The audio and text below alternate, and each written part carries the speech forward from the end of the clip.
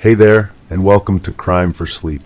I know you're having trouble falling asleep, so let me keep you company with true crime stories from around the world. Before we dive in, I'm curious, where did you first hear this one? If you enjoy these stories, don't forget to like, comment, and subscribe. Now get comfortable, and let's get into tonight's case. Crime 1. I always double-check the windows, every night without fail. I even tested this one yesterday, latched tight, sealed. But this morning it was open by 2 inches. The screen had a small tear near the corner. On the sill, a smear of something dark and greasy. And right beside it, a single coin standing upright, perfectly balanced. I didn't touch it, I just closed the window again. But now I hear a light tapping on the glass. Same spot, same rhythm. The house had belonged to my aunt before she passed. I inherited it along with her obsession for security systems and triple-locked doors. She used to say someone was watching her, following her movements through the neighborhood. The family dismissed it as paranoia from old age. I dismissed it too, until I found her journal hidden behind loose floorboards in the basement. The entry spoke of a man who appeared at her window on certain nights, always the same window, always leaving something behind. She described the coins, the greasy residue, the methodical tapping. Her handwriting grew shakier with each entry, but her observations remained precise. Dates, weather conditions, the exact position of objects he left behind. She had been documenting everything. I started my own documentation after the 3rd incident. The window would be secure when I checked it before bed, then opened by morning. Always the same 2-inch gap, always the torn screen, always the coin standing impossibly upright on the narrow sill.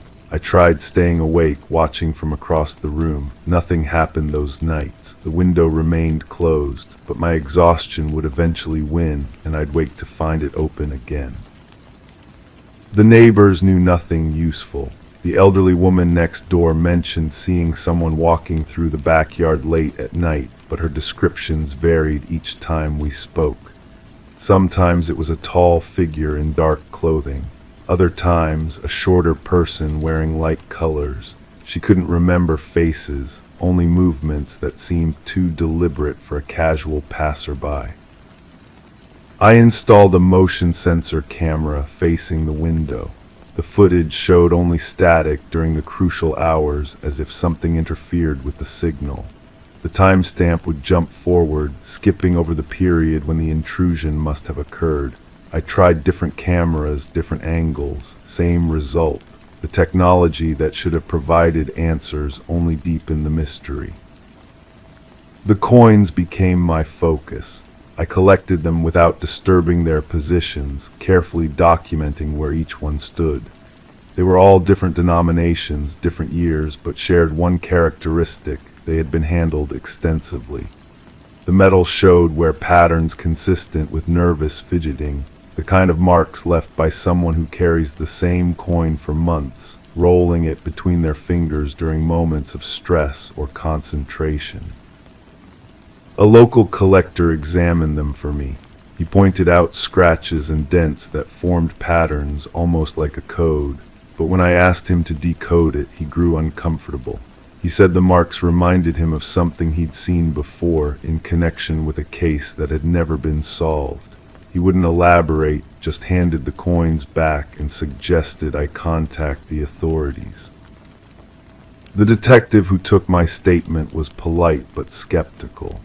Break-ins that resulted in nothing stolen and no property damage didn't typically receive priority attention.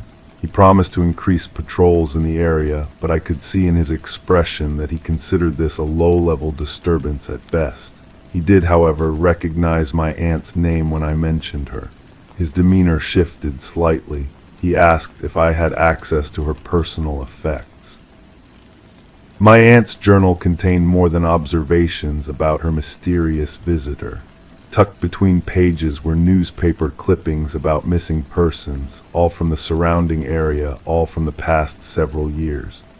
She had circled certain details in red ink, physical descriptions, last known locations, personal habits.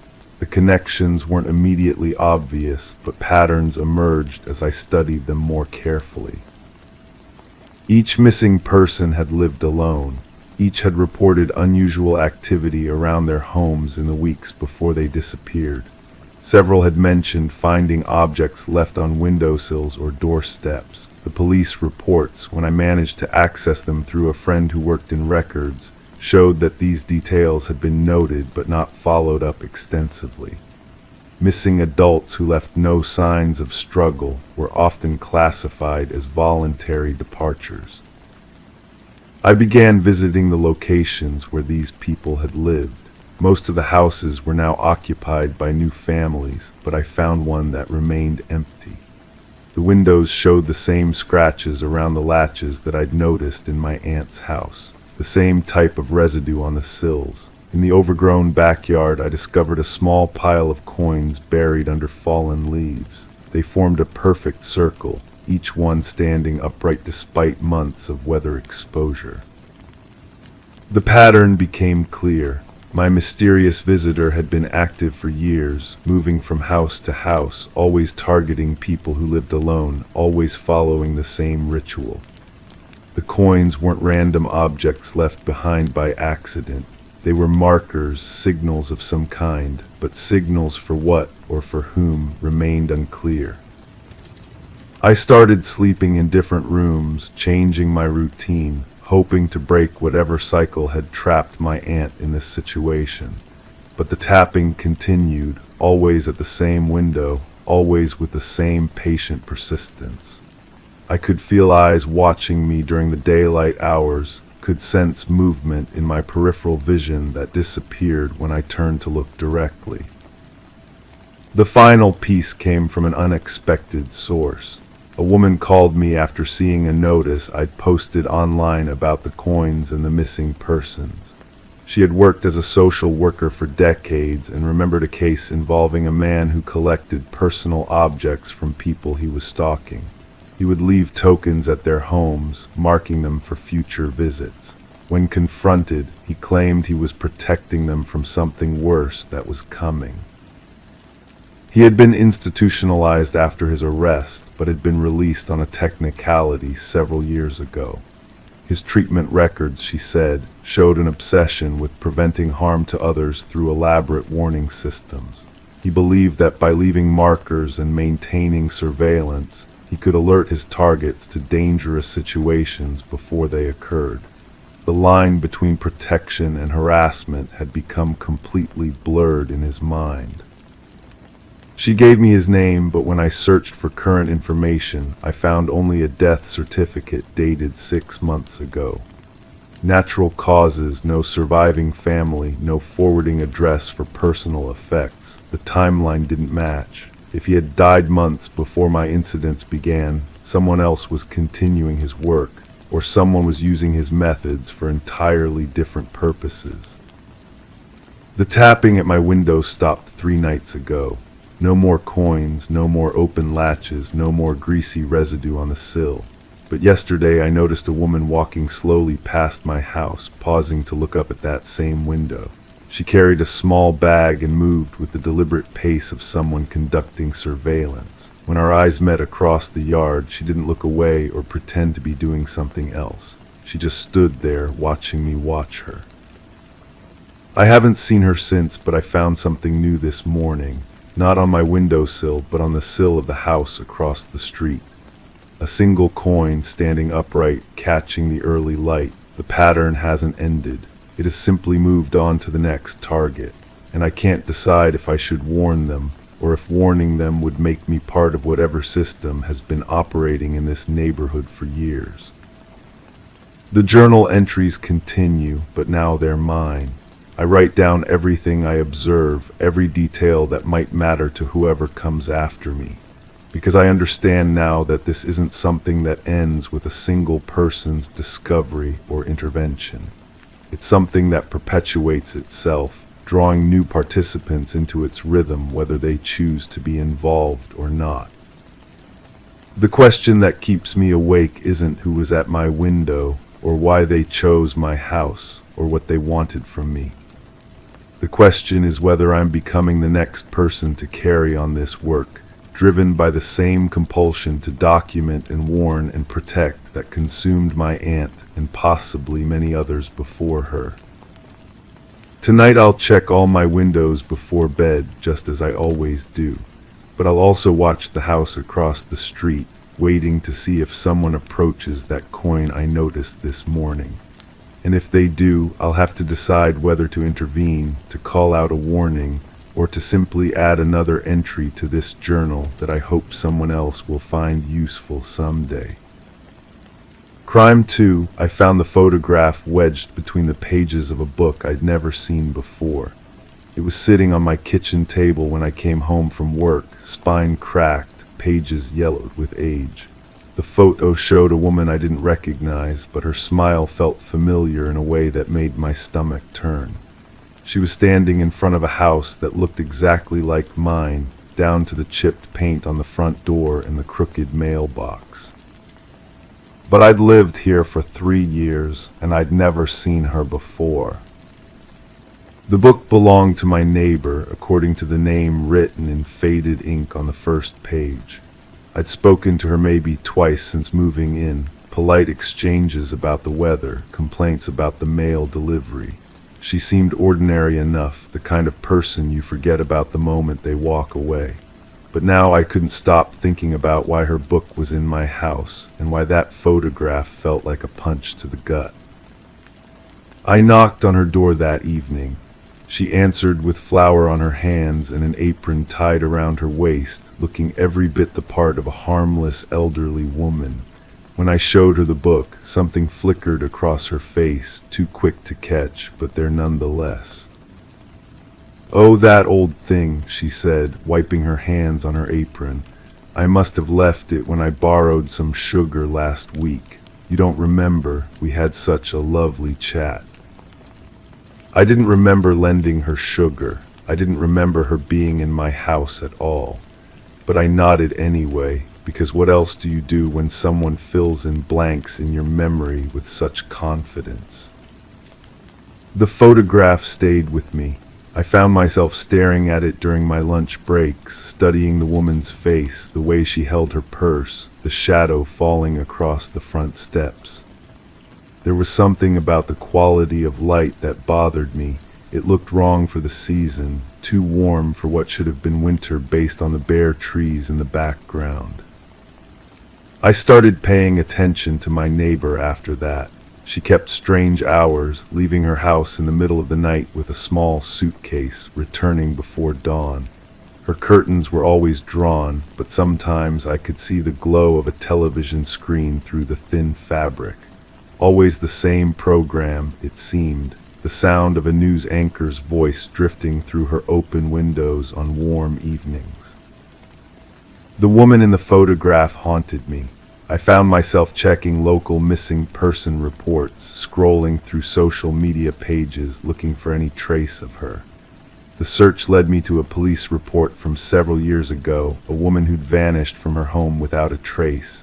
No signs of struggle, no note, no explanation, just gone.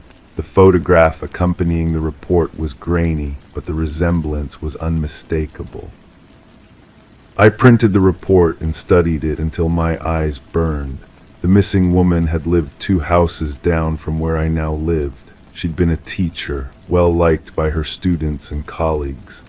The investigation had gone cold after a few months, the case file gathering dust in some forgotten corner of the police station. My neighbor was working in her garden when I approached her with the printout. She looked up from her roses, shears in hand, and smiled that same benign smile. "Such a terrible thing," she said when I showed her the report. "I remember when it happened. The police came around asking questions, but nobody knew anything. She was such a quiet woman, kept to herself mostly." But there was something in the way she said it, a practiced quality to her words that made me think she'd told this story before, many times before. I started keeping a journal, documenting the small inconsistencies I noticed.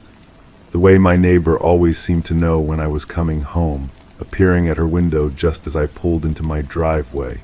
The packages that arrived at her house weekly, always the same size, always handled with unusual care. The smell that drifted from her basement window on certain evenings, something sweet and chemical that made me dizzy if I stood too close. The breaking point came when I found another photograph.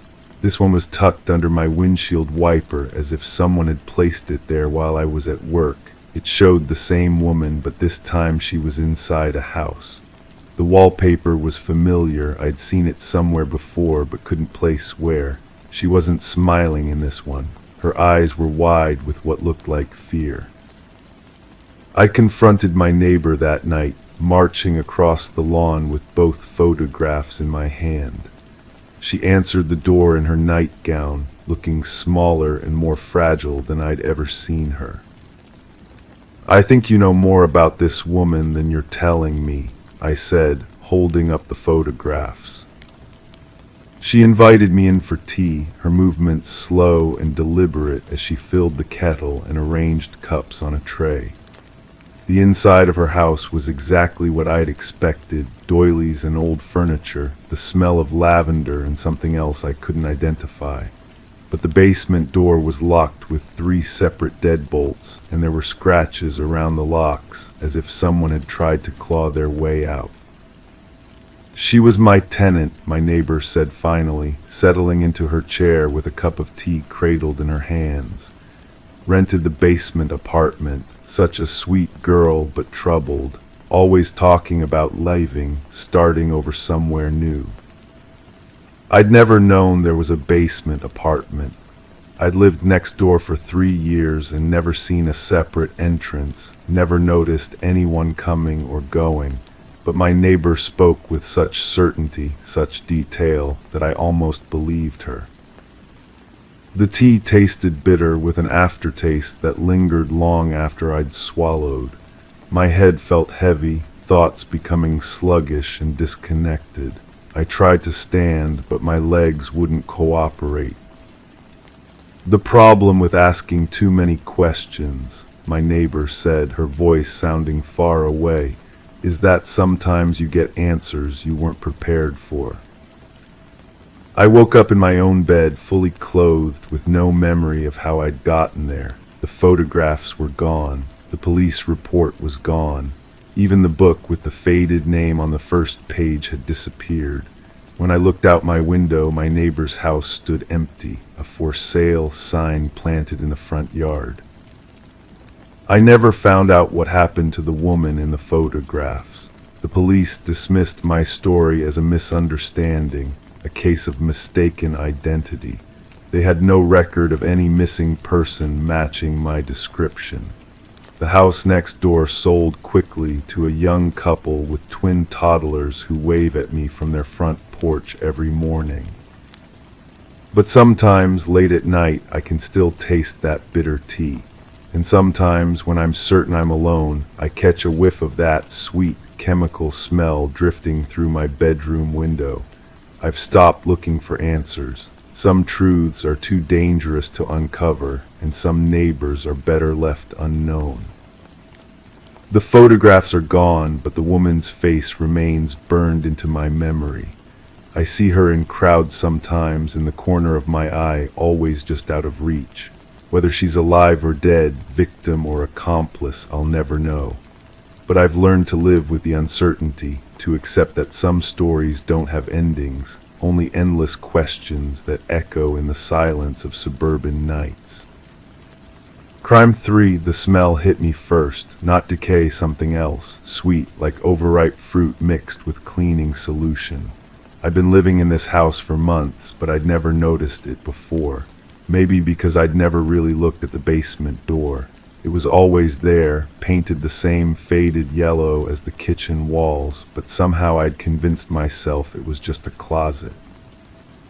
The key was hanging on a nail just inside the pantry, tarnished brass, warm to the touch even though the house was cold. When I turned it in the lock, the door opened with a sound like a sigh.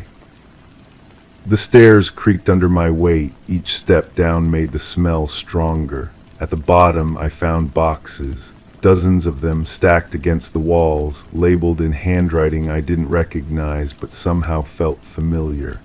The letters were neat, careful, the kind of penmanship they used to teach in schools. I opened the first box. Inside were photographs, not family pictures, surveillance shots, people walking to their cars, entering buildings, sitting in restaurants, all taken from a distance, through windows or from across the street.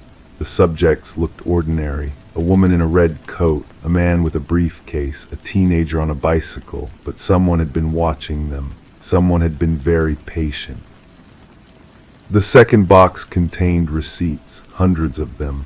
Gas stations, hardware stores, pharmacies, all dated within the past year, all paid in cash. I recognized some of the store names, places I'd been to myself, but the handwriting on the receipts wasn't mine.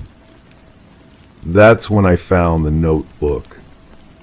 It was leather-bound, pages yellowed at the edges. The first entry was dated exactly 1 year ago. The writing was the same neat script from the box labels. It started like a journal, mundane observations about the weather, the neighbors, the mailman's routine. But as I read deeper, the entries became more specific, more focused. Subject leaves house every morning at the same time, always looks both ways before crossing the street, carries a blue bag, walks with a slight limp. Subject stopped at the pharmacy again, third time this week. Prescription bottles visible through the window, nervous behavior, keeps checking phone. Subject met with unknown individual at the coffee shop. Conversation appeared heated. Subject left money on the table and walked away quickly. I flipped through pages and pages of observations. The writer was documenting someone's entire life. Every habit, every deviation from routine, every interaction. It was methodical, professional, obsessive. Then I found my own description. New resident moved in last month, keeps irregular hours, doesn't interact with neighbors, frequently orders takeout, leaves lights on all night, appears to be running from something. My hands were shaking as I read the most recent entries. They were all about me, my grocery shopping habits, the times I took out the trash, the nights I couldn't sleep and stood at the window. Someone had been watching me since the day I moved in. The final entry was dated just 3 days ago. Subject has been asking questions about the previous tenant. Showed photo to the neighbor across the street. Story about missing relative doesn't match earlier statements. Subject may be law enforcement or private investigator. Recommend immediate relocation. I closed the notebook and looked around the basement with new eyes. This wasn't just storage. This was a command center, a place where someone had been planning, preparing. The boxes weren't random, they were organized by date, by subject, by purpose. I climbed the stairs quickly, my mind racing. The previous tenant, the person the landlord had mentioned briefly when I signed the lease. They'd said the last renter had left suddenly, paid through the end of the month, but disappeared overnight. No forwarding address, no explanation.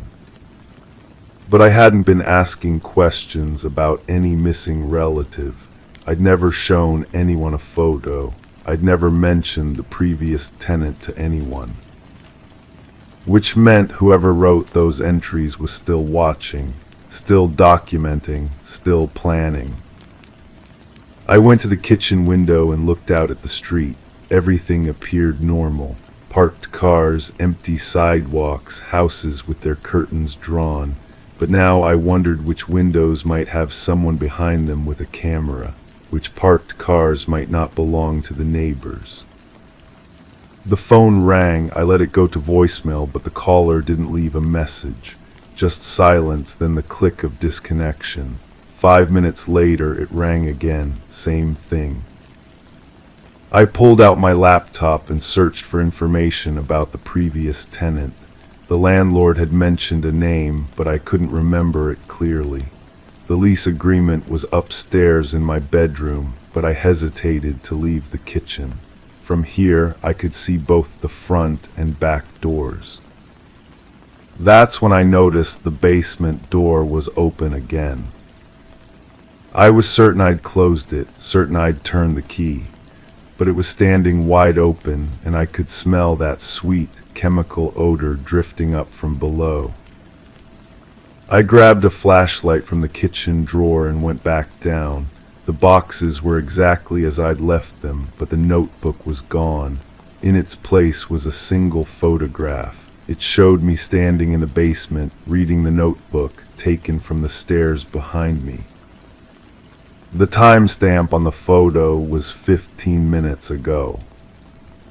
I ran upstairs and locked the basement door, then checked every window in the house. All secure, all locked from the inside, but someone had been in the basement while I was up here. Someone who knew I'd found their surveillance post. Someone who wanted me to know they were still watching. I tried to call the police, but the phone was dead. No dial tone. The cell service bars on my phone showed no signal, even though I'd had full coverage just an hour earlier. That's when I realized the most disturbing part. I'd been living in this house for months, but I couldn't remember moving in. I couldn't remember packing my things or signing the lease. I couldn't remember the conversation with the landlord or the first night I'd slept here. What I could remember was waking up in the bedroom upstairs, fully clothed, with keys in my pocket and a headache that lasted for days. I'd assumed it was stress from relocating, but now I wondered if there had been any relocation at all. I went upstairs to look for my lease agreement, but the bedroom was different. The bed was made with military precision. The clothes in the closet were arranged by color and season. Everything was organized in a way that didn't match my personality or habits. On the nightstand was another notebook. This one was newer, the pages crisp and white. The handwriting inside was different, looser, more hurried. It was my handwriting. The first entry was dated 3 days ago. I know someone is watching me. I can feel it. Started documenting everything I can remember. Need to figure out who I am and why I'm here. I read through my own observations, written in my own hand, describing the same paranoid thoughts I was having right now. The same discoveries about the basement. The same realization that my memories weren't reliable. But I didn't remember writing any of it. The final entry was dated today, written in handwriting that looked like mine but somehow felt different.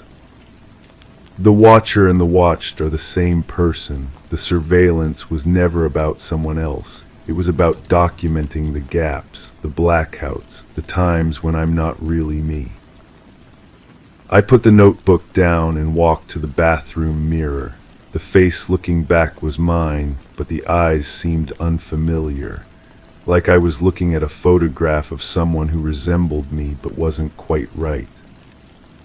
Outside, a car door slammed, footsteps on the sidewalk, the sound of keys jingling, then silence. I went to the window and looked out. There was no car, no person, just the same empty street I'd been staring at for months. But on the kitchen table there was a new photograph. It showed me standing at the bathroom mirror, taken from behind. The timestamp was from just now. And in the background of the photo, barely visible in the reflection, was another figure. Someone else in the house, someone who looked exactly like me. I don't know which one of us is real. I don't know which one is doing the watching, but I know that the surveillance will continue. The documentation will go on. The The boxes in the basement will fill with more photographs, more observations, more evidence of a life that might not be mine. The soil behind the garage was disturbed because someone or something had been buried there, but it wasn't a body. It was the person I used to be, the one with reliable memories and a coherent sense of self. What's left is just the watcher and the watched, trapped in the same house, documenting each other's existence, never quite sure which role they're playing at any given moment. The phone is ringing again. I won't answer it. I know it's just me, calling from somewhere else in the house, trying to remember who I'm supposed to be. Crime 4, I was scrubbing behind the vegetable drawer when I noticed a ridge, a thin seam in the plastic. I pressed on it and it clicked open, revealing a shallow cavity stuffed with old receipts, all from stores I don't recognize. The dates were missing. The ink was faded, but one of them had a note scribbled on the back in pencil. He knows, removed before she finds it. I've never seen that handwriting before, but the fridge came with the house. The house had been a steal. Even the realtor seemed surprised by the price. The previous owners had left quickly. She mentioned something about a job transfer. When I asked about forwarding mail, she just shrugged and said they'd handle it themselves.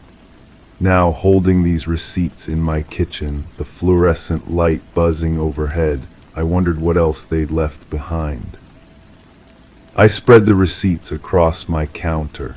Hardware stores, pharmacies, a locksmith, one from a carpet cleaning service with a phone number written in the margin, the same unfamiliar handwriting. My fingers traced the faded ink as I dialed the number, not sure what I expected to hear. The voice that answered was cautious, professional. When I mentioned the receipt, there was a pause, then, that address again, I gave it to him, another pause. We did work there, but the client paid cash and asked us not to keep records, said it was a surprise for his wife, deep cleaning the whole downstairs. He hesitated. There were stains we couldn't explain, in the basement mostly. We recommended replacing the carpet entirely. I'd never been to the basement. The wooden steps creaked as I descended, the air growing cooler with each step. The basement was finished, painted white walls and tile flooring that looked relatively new, too new. I ran my hand along the baseboards looking for seams, for anything that didn't belong. In the corner behind an old water heater, I found a patch of wall where the paint was slightly different, fresher. I pressed against it, hollow. The next few hours blurred together. I found tools in the garage, a hammer, a small crowbar. The wall gave way easily, revealing a space that had been sealed from the inside. The smell hit me first, musty and chemical, like cleaning supplies mixed with something organic that had been hidden too long. Inside the cavity, wrapped in plastic, were photographs. Dozens of them, pictures of people I didn't recognize, taken from a distance through windows in parking lots. Some were dated, spanning several months. At the bottom of the pile, there was a journal bound in black leather. The entries were methodical, clinical, observations about routines, work schedules, when people left their houses, when they returned. The handwriting matched the notes on the receipts. But what disturbed me most was the final entry, dated just 2 days before the house went on the market. She's getting suspicious, asking too many questions about the carpet, about why I'm always in the basement, need to relocate, the new tenant won't know to look. I sat on my basement floor, surrounded by evidence of something I couldn't yet name, holding photographs of strangers who had no idea they were being watched. The house suddenly felt different around me, as if the walls were pressing closer. I thought about all the nights I'd slept here alone, never knowing what had been hidden beneath my feet. I should have called the police immediately, but something held me back. Maybe it was the way the realtor had avoided eye contact when discussing the previous owners. Maybe it was how quickly the sale had gone through, how eager everyone seemed to close the deal. Or maybe it was the growing realization that this wasn't just about the people in the photographs. I started researching missing persons reports, cross-referencing faces from the photos with online databases. 3 matches, all reported missing within the time frame of the journal entries, all last seen in areas near my neighborhood. The pattern was becoming clear, but the picture remained incomplete. The hardware store receipts told another story. Concrete mix, lime, plastic sheeting. Purchases made systematically over several weeks. I measured the basement again, looking for irregularities in the floor. Near the sealed wall, the tiles seemed slightly raised, as if something beneath them was creating pressure from below. I called the carpet cleaning service again. This time I pressed for details. The technician remembered the job more clearly now. The customer was nervous, he said, kept watching us work, asking if we could get blood out of concrete. Said his wife had an accident, cut herself badly, but there was no wife there that day. Just him pacing around, checking his watch. That's when I found the second compartment. It was behind the water heater, a section of drywall that moved when I leaned against it. Inside was a small safe, unlocked. The contents made my hands shake, driver's licenses, jewelry, personal items that clearly belonged to other people. At the bottom, a manila folder containing property deeds, insurance policies, and a list of addresses. My address was at the top with a note, staging complete, moved to secondary location. I realized then that this house wasn't just where he had lived, it was where he had worked, and I wasn't the new owner, I was the next project. The phone calls started that night, no voice, just breathing. The caller ID was blocked. I installed new locks but kept finding signs that someone had been inside while I was at work. Small things moved, items rearranged. Nothing taken, just disturbed enough to let me know I was being watched. I tried to sell the house, but the market had changed. The same realtor who had been so eager before now seemed reluctant to return my calls. When I finally reached her, she mentioned that there were complications with the title, issues that needed to be resolved before any sale could proceed, legal matters that could take months to untangle. I'm still living here, still finding new hiding places every week. Behind loose bathroom tiles, inside air vents tucked beneath floorboards. Each discovery reveals more about the person who lived here before me, and more about why this house had been available at such a convenient price. The photographs continue to surface, always in places I've already searched, as if someone is still adding to the collection. Sometimes I recognize faces from my own neighborhood, people I see walking their dogs or checking their mail, people who don't know they're being documented. Last week I found my own picture. It was tucked inside a book I'd never opened, a cookbook that came with the house. The photo showed me in my kitchen, scrubbing behind the vegetable drawer where this all began. The timestamp indicated it was taken 3 days ago from an angle that could only have been captured from inside my own home. On the back, in that same familiar handwriting, was a new note. The process continues. She's learning well. I check the locks every night now, but I'm starting to understand that security isn't really the issue. The house itself is the trap, and I'm not the hunter. I'm the next phase of someone else's long-term project. Every day I stay here, I become more like the person who lived here before me. Every hidden compartment I discover teaches me new ways to hide things myself. Sometimes I catch myself taking pictures of my neighbors, making notes about their routines. Just observations, I tell myself, just being careful. But the journal I found in the wall has empty pages at the end, and lately I've been thinking about what I might write there. The receipts in the refrigerator compartment are still there. I've added a few of my own. Crime 5, I was vacuuming, something I rarely do. When I lifted the rug in the living room, the hardwood underneath looked different, slightly discolored, with faint scrape marks around the edge. I tugged at one of the boards. It lifted easily. Underneath was a hollow space no bigger than a drawer. Inside, wrapped in yellowed newspaper, was a plastic bag filled with hair, different colors, different lengths. Some still had roots attached. My hands shook as I held the bag up to the light. Blonde strands mixed with brown, black curls tangled with straight red locks. The newspaper was dated from years before I moved into this house, before the previous owner died, before her daughter sold me this place with a nervous smile and eager handshake. I set everything back exactly as I found it, replaced the board, smoothed the rug, but the vacuum stayed in the closet after that. The next morning I called the daughter. Her voice sounded strained when I mentioned finding something unusual. She agreed to meet me at a coffee shop downtown. She arrived wearing dark sunglasses despite the overcast sky, her fingers drumming against her cup. Mother was sick toward the end, she said when I described what I'd found.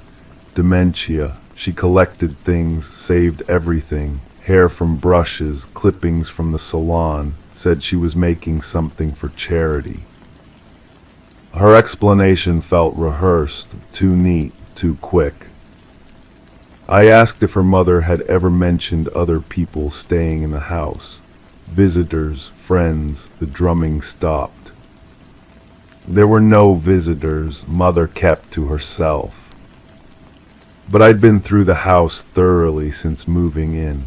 Found receipts for groceries meant for multiple people, medicine bottles with different names, a second set of keys hidden in the kitchen drawer. That afternoon I drove to the local library. The obituary section revealed something interesting. The old woman had lived alone for decades, yet 3 different people had placed death notices in the paper. All claimed to be close family friends. None shared her last name. I found one of them listed in the phone directory, an elderly man who agreed to meet me at a park near his neighborhood. He walked with a cane and spoke in whispers, constantly looking over his shoulder. She helped people, he said, people who needed to disappear, start over, new identities, new lives. He described a network of individuals who provided safe houses, documents, transportation. The old woman was part of it. People fleeing abusive relationships, dangerous situations, legal troubles. They stayed in her basement for weeks or months before moving on. The hair, I said, what was that for? His face darkened, wigs, new appearances, but she kept samples, said it was for safety, proof of who had been there. Walking back to my car, I noticed the same sedan that had been parked near the coffee shop earlier. Different spot, same driver, a woman with short brown hair who looked away when our eyes met. That evening I returned to the hiding spot. This time I examined everything more carefully. The newspaper wrapping revealed something I'd missed before, names written in pencil along the margins, dates, initials, a ledger of sorts. One name appeared multiple times with question marks beside it, recent dates, after the old woman's death. I researched the name online, found missing person reports from neighboring states, all matching the same description. All last seen in this area.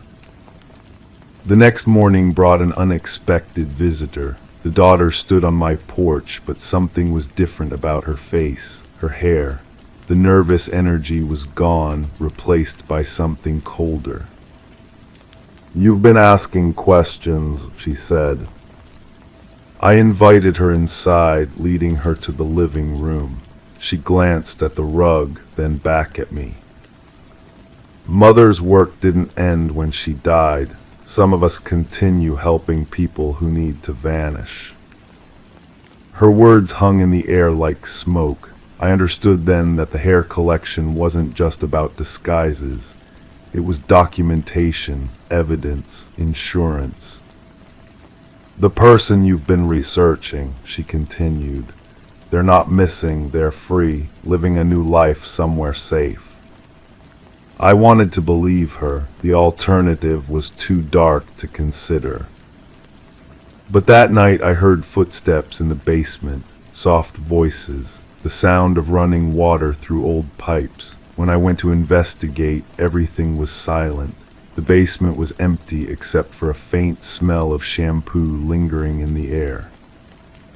I found fresh hair clippings in the utility sink, blonde this time, still damp. In the morning, I checked the hiding spot again. The collection had grown, new samples wrapped in current newspaper. The names in the margins included one I recognized from a recent missing person report. I sit here now staring at the rug, wondering how many people have passed through this house, how many found the freedom they were seeking, how many never made it to their new lives. The daughter calls occasionally to check on me, always asks if I'm comfortable here, if I need anything, if I've found anything else unusual. I tell her no, everything is fine, normal. But I've started keeping my own collection, hair from the drain, names from the news, dates when the footsteps return. Because I'm beginning to understand that some truths are too dangerous to fully uncover. Some help comes at a price that can't be calculated, and some houses hold secrets that choose their own keepers. The vacuum remains in the closet. The rug stays exactly where it is. And sometimes, late at night, I hear the sound of scissors cutting through silence. Crime 6, I needed a screwdriver. The red toolbox hadn't been opened in ages, at least not by me. But when I lifted the lid, it wasn't tools inside, just photos. Hundreds of them all the same size, printed on cheap paper. They were surveillance shots, grainy, zoomed in. Most of them were taken through windows. One showed a person sitting on my couch, wearing my clothes. But I don't remember anyone ever taking that photo, or that moment. The basement felt colder than usual as I spread the pictures across the concrete floor. Each one captured a fragment of someone's life, a woman brushing her teeth, a man reading a newspaper, children playing in a backyard, but there was something wrong with every single image. The angles were too intimate, too close, the kind of shots you'd take if you were hiding. My hands started trembling as I noticed the pattern. Every photo had a small date stamp in the corner. They spanned several years, but they were all recent, all taken within the last decade, and they were all taken in my neighborhood. I recognized the brick wall from the house across the street, the distinctive yellow mailbox from the corner property, the wooden fence that belonged to the family with the barking dog. These weren't random surveillance photos. Someone had been systematically documenting the people who lived around me. But why were they in my toolbox? The next morning, I couldn't focus on anything else. I kept thinking about those photos, locked away in my basement safe now. I decided to walk through the neighborhood, casually observing the houses that had appeared in the images.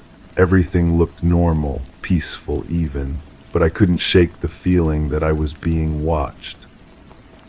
I stopped by the corner store where the elderly owner always remembered my name, even though I never told him what it was. When I asked him about anyone acting strangely in the area, he leaned closer and whispered that there had been complaints, people reporting feeling watched, curtains moving when no one should be home, cars parked in different spots overnight. He mentioned that a few residents had even called the police, but nothing ever came of it. No evidence, no witnesses, just an unsettling feeling that something wasn't right. That evening I went through the photos again, more carefully this time. I started to notice details I'd missed before. In one image, there was a reflection in a window, the faint outline of a person holding a camera. In another, I could see part of a vehicle's roof, just barely visible at the edge of the frame. But it was the third discovery that made my blood run cold. In several photos, I could see my own house in the background, and in one particular shot of the family across the street, there was someone standing in my front window.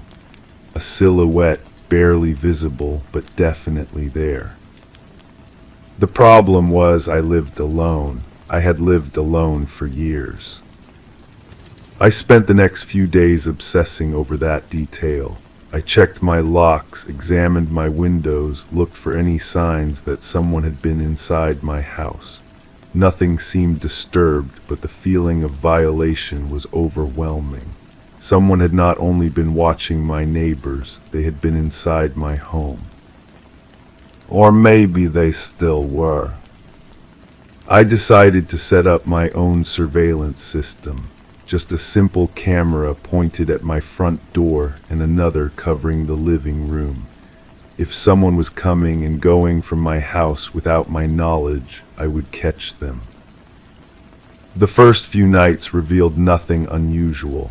Just me, moving through my own space, looking increasingly paranoid and exhausted. But on the fourth night, something appeared on the recording that I couldn't explain. Between two frames, lasting less than a second, there was someone else in my living room, standing exactly where I had been standing moments before, wearing the same clothes I had been wearing, but I was already upstairs, asleep. I played the footage over and over, trying to make sense of what I was seeing. The timestamp showed it happened in the middle of the night. The figure moved naturally, comfortably, like they belonged there, like they knew exactly where everything was. The next morning I found something that confirmed my worst suspicions. Hidden behind a loose floorboard in my bedroom closet was a key. It was identical to my front door key, but I had never made a copy. I had never given anyone else access to my home. As I held that key in my palm, I realized that all those surveillance photos might not have been taken by a stranger watching my neighborhood. They might have been taken by someone who already had access to all of our homes, someone who could come and go as they pleased. Someone who might still be watching. I thought about calling the police, but what would I tell them? That I found photos in my own toolbox, that someone who looked like me appeared in my security footage, that I discovered a key I didn't remember making. They would think I was losing my mind. Maybe I was. But late at night, when the house settles and every sound seems amplified, I find myself wondering if the person in those photos is really me at all, if the key really belongs to someone else, if the surveillance was never about watching my neighbors. Maybe it was about replacing them. The toolbox is gone now. I threw it away along with all the photos. But sometimes when I catch my reflection in the window, I wonder if someone else is looking back.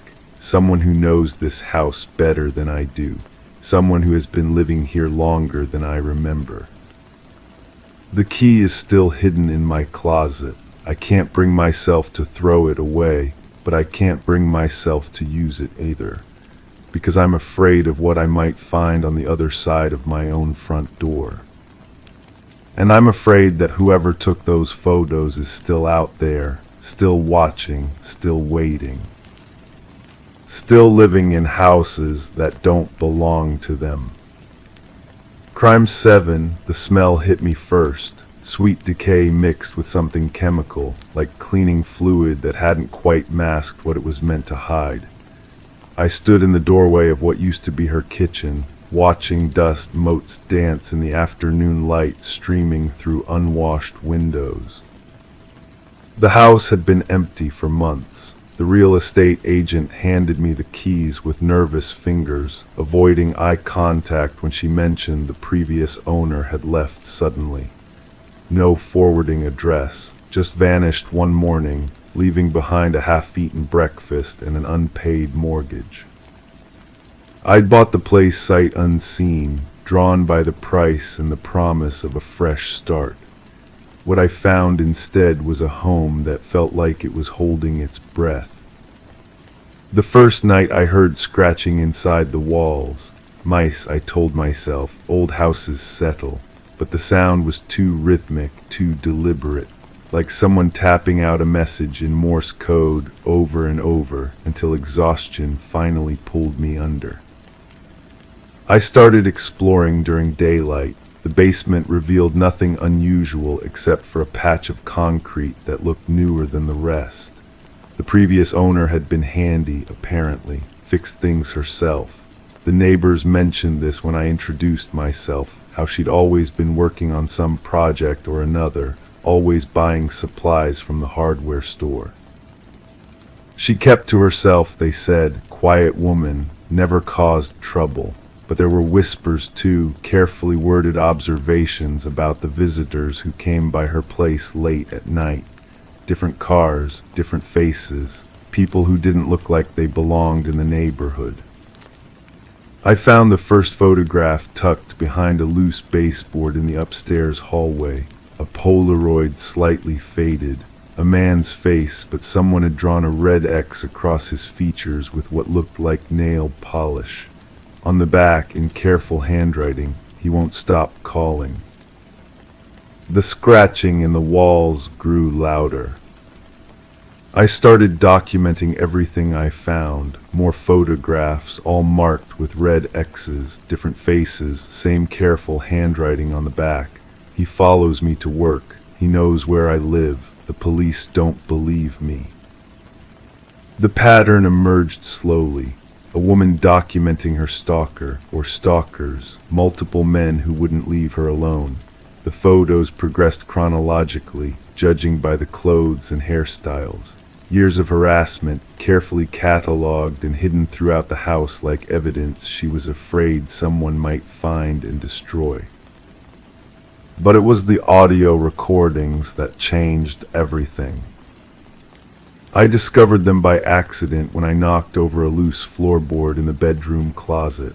Underneath, wrapped in plastic bags, were dozens of cassette tapes, each labeled with initials and dates spanning 5 years. I found an old player at a thrift store and brought it home, hands shaking as I inserted the first tape. Her voice was calm, matter-of-fact. She described phone calls that came every night between midnight and dawn, heavy breathing, whispered threats, sometimes just silence, but she knew someone was there. She'd learned to recognize the sound of his breathing. The man from the grocery store parking lot called again tonight, she said on one recording. Same voice as the one who's been leaving flowers on my car. He knows my schedule. He knows I work late on Thursdays. I listened for hours. Her voice never wavered, never broke, even when describing the gifts left on her doorstep. Dead flowers, photos of herself taken from a distance. Items that had gone missing from her home, returned weeks later in strange places. But it was tape number 37 that made me pause the player and sit in silence for a long time. I think there are more of them now, she said. The breathing on the phone sounds different sometimes, younger, and I found footprints in the garden that don't match the ones from before. They're working together somehow, sharing information about me. The tape continued with details that made my skin crawl. Multiple stalkers coordinating their harassment, taking shifts watching her house. One would call while another left gifts, a systematic campaign of terror that had been going on for years. I called the police station and asked about any reports filed by the previous owner. The officer who answered seemed uncomfortable, put me on hold multiple times before finally admitting there had been numerous calls from that address, but no arrests, no charges filed. "Look," he said finally, "between you and me, she made a lot of accusations. Different men all the time, never any proof. After a while, we started thinking maybe she was seeing things that weren't there. But I'd seen the photographs, heard the recordings. The evidence was overwhelming." That night the scratching in the walls stopped. Instead, I heard something else. Voices, muffled like they were coming from the basement. I crept downstairs with a flashlight, following the sound to that patch of newer concrete. The voices were clearer here. Multiple men discussing surveillance schedules, who would watch the house during which shifts, how to make sure she never felt safe, never had a moment of peace. I pressed my ear to the floor. The conversation continued, detailed and methodical. They knew her work schedule, her shopping habits, the route she took to visit her sister. They'd been planning something big, something final. Then I realized the voices weren't coming from beneath the concrete. They were coming from inside the walls themselves, from speakers hidden throughout the house, old recordings playing on some kind of timer. I found the control panel behind a false wall in the basement. Dozens of cassette players, all connected to speakers installed throughout the house. A complex system designed to make someone believe they were being watched, followed, threatened. But by whom and why?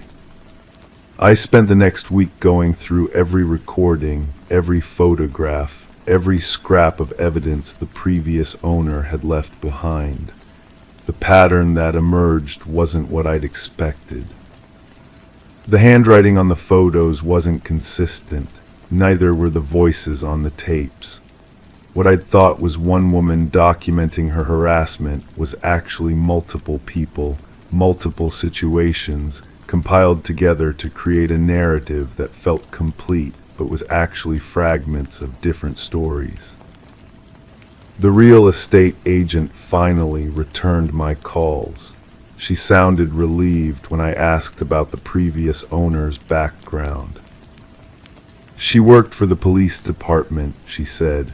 Records division, had access to all kinds of case files, domestic violence, stalking cases, harassment reports. We always wondered if maybe she'd gotten too involved in her work, started identifying with the victims a little too much. The pieces fell into place with sickening clarity. A woman who'd spent years processing other people's trauma, slowly losing herself in their stories, creating a composite narrative from dozens of real cases, convincing herself she was the victim in all of them. But that didn't explain the surveillance system in the house, the speakers in the walls, the elaborate setup designed to make someone believe they were being watched. I found the answer in the last recording, hidden separately from the others. Her voice was different here, tired, defeated. "I know no one believes me," she said. "The police think I'm crazy. My family thinks I'm paranoid, but I know what I've experienced. I know what they've done to me. So I'm creating proof, evidence that can't be dismissed or ignored. When they find this house, when they hear these recordings, they'll have to believe." She'd built her own prison, created the very harassment she'd been trying to document. The system in the basement wasn't meant to torment her. It was meant to validate her delusions, to provide the proof she needed that her fears were real. But there was one more thing, a detail that kept me awake for weeks after I'd put all the pieces together. The newer concrete in the basement wasn't just a home improvement project. And sometimes, late at night when the house was perfectly quiet, I could swear I heard something else beneath those recorded voices. Something real, something that sounded like scratching coming from underneath the floor. I never did find out what happened to the previous owner. where she went or why she left so suddenly. The house is quiet now. I disconnected the speakers, boxed up the recordings, tried to move on. But every so often I catch myself checking the locks twice before bed, listening for footsteps that shouldn't be there, watching for faces in windows that should be empty. Because sometimes the most terrifying prison is the one we build for ourselves. And sometimes, even when we think we understand the truth, there are still questions buried too deep to answer.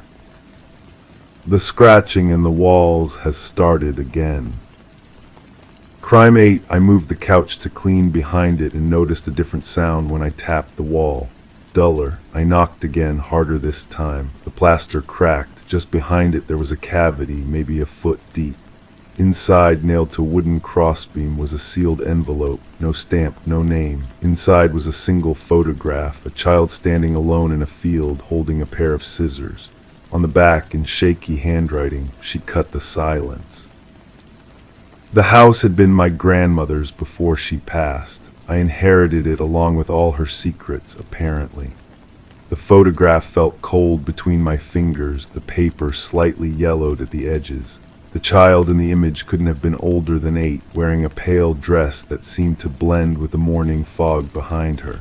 Her expression was blank, almost vacant, but her grip on those scissors was firm, deliberate.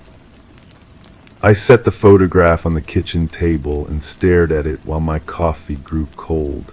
Something about the child's posture reminded me of my grandmother when she would stand by the window, watching the street with that same distant look.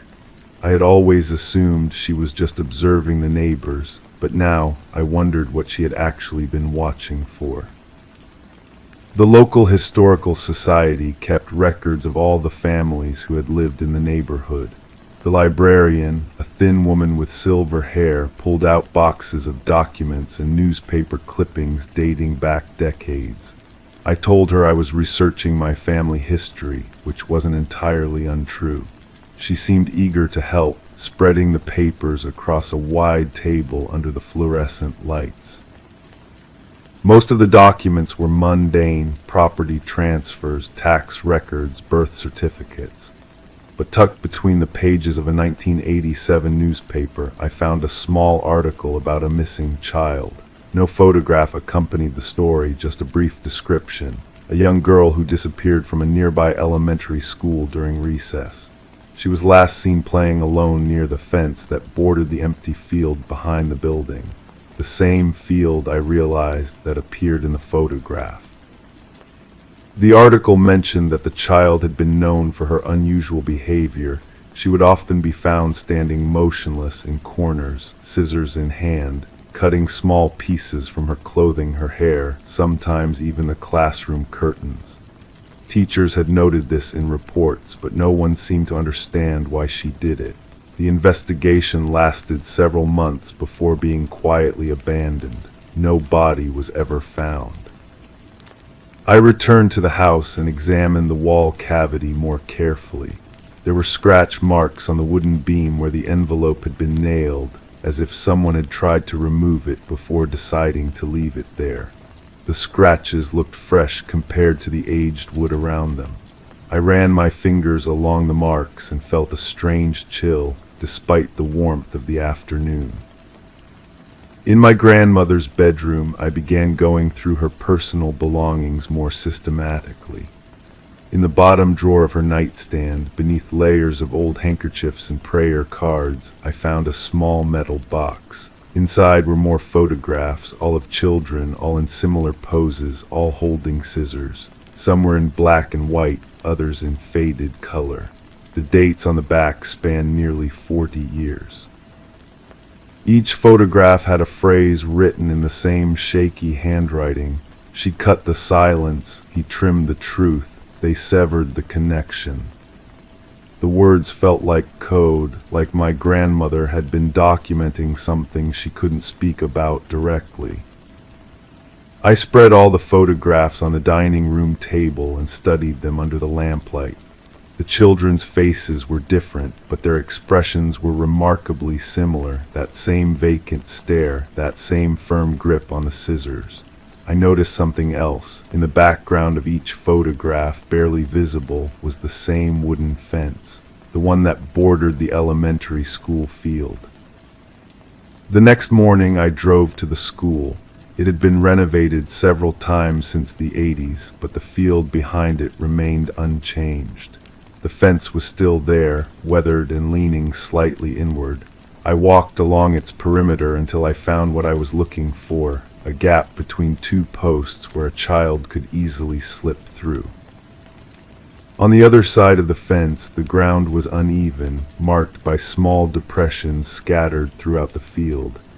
Each depression was roughly the same size, about 3 feet long and 2 feet wide, shallow, too shallow for graves, but deep enough for something else. I knelt beside one of the depressions and brushed away the loose dirt with my hands. About 6 inches down, my fingers touched something hard and smooth, a small metal box similar to the one I'd found in my grandmother's nightstand. Inside were scissors, child-sized, with bright red handles, and a folded piece of paper. The paper contained a list of names written in different handwritings, different inks. Some entries were dated decades apart. At the bottom of the list, in my grandmother's familiar script, were the words, "The children who cut themselves free." I sat in that field as the sun began to set, holding the list and trying to understand what my grandmother had been involved in. The missing child from 1987 wasn't an isolated incident.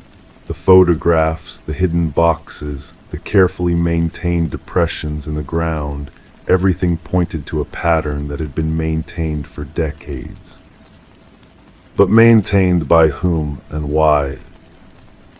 I thought about my grandmother's last days, how she would sometimes call me by names I didn't recognize, how she would ask if I had seen the children in the field. I had attributed it to her illness, to the confusion that comes with age. Now I wondered if she had been trying to tell me something important. The list of names in my hand represented children who had disappeared, children who had been forgotten by everyone except my grandmother. She had been their keeper, their memory, their secret guardian. But what had happened to them? Where had they gone after they cut themselves free? I returned to the house as darkness fell, but I couldn't bring myself to go inside. Instead, I sat on the front porch and watched the empty street, just as my grandmother used to do. I understood now that she hadn't been watching for danger, she had been watching for return. The children in the photographs, the names on the list, the scissors buried in the field, they weren't evidence of something terrible that had happened. They were evidence of something that was still happening, something that required someone to watch and wait and remember. As I held the photograph of the first child, the one who had started it all, I realized that my grandmother's vigil was now mine. The wall behind the couch was hollow because some secrets need space to breathe, and some truths can only be cut free by those brave enough to hold the scissors. Crime 9, I found the photograph tucked inside a library book I'd never borrowed. My face stared back at me from a Polaroid I'd never posed for, taken in a room I'd never been in. The timestamp was blurred, but something about the lighting felt recent, too recent. The book was one I'd picked up from the returns cart at the downtown library, a biography of a jazz musician whose name I couldn't pronounce. I'd grabbed it on impulse, drawn to the worn cover and the way it seemed to call to me from the shelf. Now, holding this impossible photograph, I wondered if impulse was really what had guided my hand. I studied the image closely. There I was, sitting at a kitchen table that wasn't mine, holding a cup of coffee with both hands like I always did when I was nervous. The stranger thing was my expression. I looked afraid. not startled or surprised, but genuinely, deeply afraid of something beyond the camera's frame. The library was nearly empty when I returned. I approached the circulation desk with careful steps, the photograph burning in my jacket pocket. "Excuse me," I said to the librarian, a woman with silver hair and tired eyes. "I found something strange in one of your books." She looked up from her computer screen, and for just a moment her expression changed. Recognition flickered across her face before she composed herself. "What kind of something?" she asked. I pulled out the photograph. Her hands trembled slightly as she took it, and I noticed she held it by the very edges, as if touching the surface might contaminate her fingerprints. "This was in the biography section," I said, "in the jazz book." She studied the image for what felt like hours, but was probably only seconds. Then she handed it back to me with a movement that seemed too quick, too eager to be rid of it. "People use all sorts of things as bookmarks," she said. Her voice was steady, but there was something underneath it. "You can keep it if you want." I left the library with more questions than answers. The photograph felt heavier in my pocket, and I couldn't shake the feeling that the librarian knew more than she was letting on. That evening I sat in my actual kitchen, comparing the room in the photograph to my own space. The table was different, the walls were different, even the angle of the light coming through the window was wrong, but somehow the person in the picture was undeniably me. I called my sister. "Do you remember me visiting you last month?" I asked without preamble. There was a pause. "You haven't visited me in 6 months, she said. "Why?" "Are you sure? Think carefully."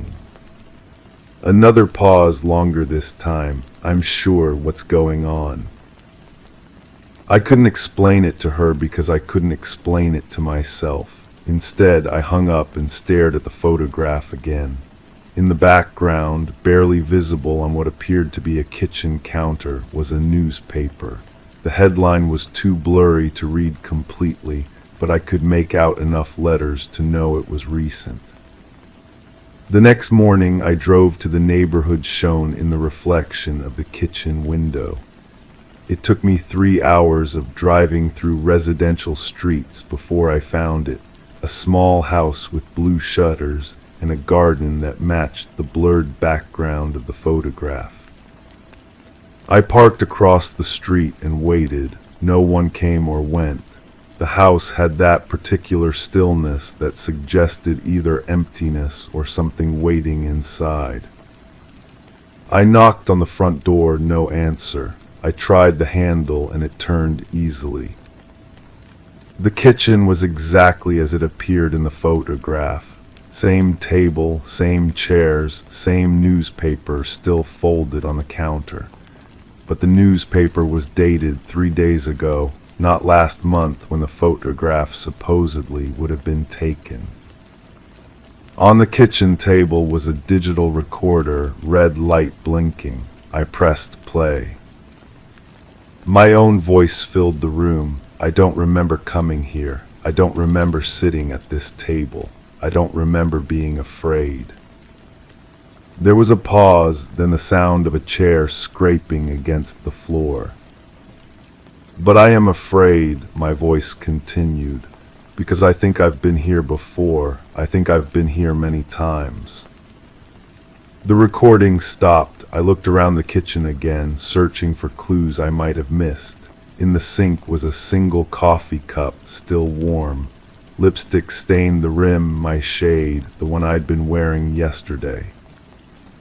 I checked my purse. My lipstick was missing. The refrigerator hummed in the silence. I opened it and found groceries I recognized, the same brand of milk I always bought, the same type of bread, even the same flavor of yogurt I'd had for breakfast. But I'd never shopped for this house. I'd never been in this kitchen before today. Or had I? I found a calendar hanging beside the refrigerator. Several dates were circled in red ink. I counted backwards from today and realized they marked a pattern every 2 weeks like clockwork. The pattern stretched back for months. My hands shook as I turned on the recorder again. This time I spoke directly into it. Today is the first time I remember being here, I said, but the evidence suggests otherwise. I placed the recorder back on the table and walked to the front door. As I reached for the handle, I noticed something that made my blood run cold.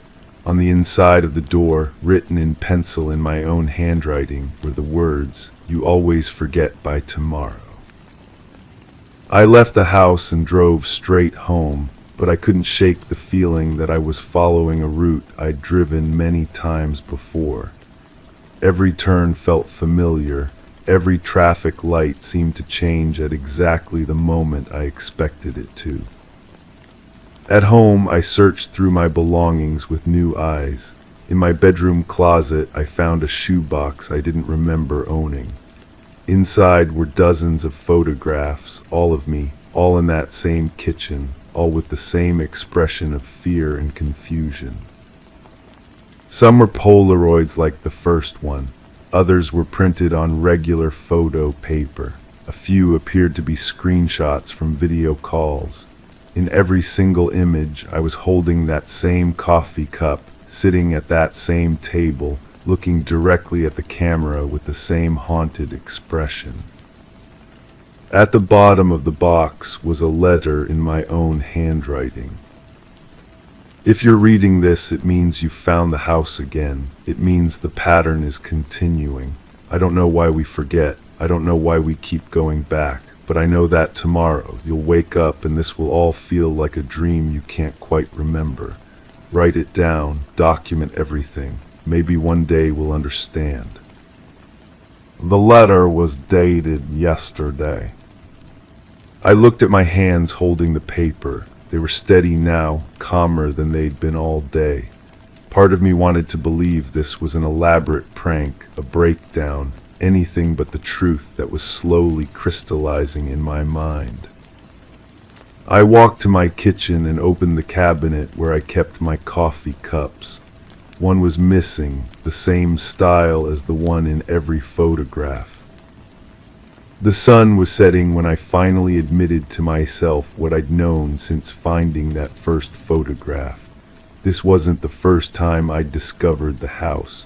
This wasn't the first time I'd found the photographs. This wasn't even the first time I'd written myself a letter trying to break the cycle. Tomorrow I would wake up with no memory of today. I would go about my normal routine. And at some point, maybe next week, maybe next month, I would find myself drawn back to that library, to that book, to that photograph. And I would begin this discovery all over again. I sat down at my own kitchen table and picked up a pen. I had work to do before I forgot everything again. I had a letter to write to myself, evidence to document, a pattern to break. But even as I wrote, I couldn't shake the feeling that I'd written these same words before, many times. And that somewhere in that house with the blue shutters, another recording was waiting to be made, another photograph was waiting to be taken. The cycle would continue, and tomorrow I would wake up innocent again. The only question was, who was making me forget? Story 10. The town had a secret hidden at the edge of the woods. There stood a house shrouded in mystery, its windows dark, its porch weary from the weight of time. No one laid claim to it. No one could recall its builder. Yet when a band of hikers strayed too close, they beheld a peculiar sight, names carved into the wooden walls, etched deep like ominous omens. At the end of the list, fresh and unscathed, was a name unknown to all, until a lone voice quivered, "That's mine." In the dead of night, a call came in. Dispatch logged it as a routine trespassing complaint. The voice belonged to Mason Wright, the leader of the hikers who stumbled upon his name etched into the abandoned abode. The responding officers anticipated mere mischief, maybe a jest among companions, but what awaited them defied logic. Detective Sarah Keller arrived as twilight blanketed the forest.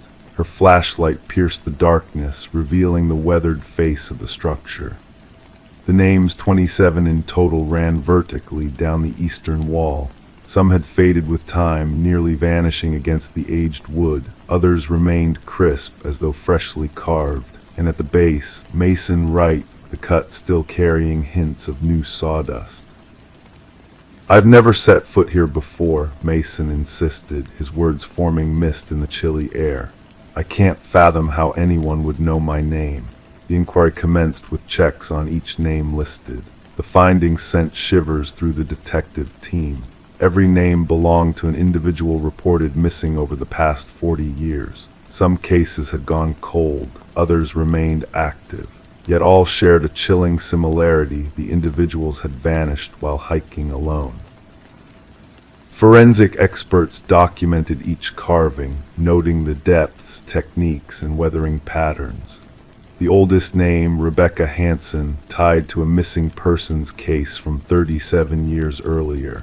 The files recounted a young woman who ventured into those woods and never returned. Search parties uncovered naught but a lone hiking boot near a stream. Detective Keller extensively interviewed Mason. His tale remained unwavering.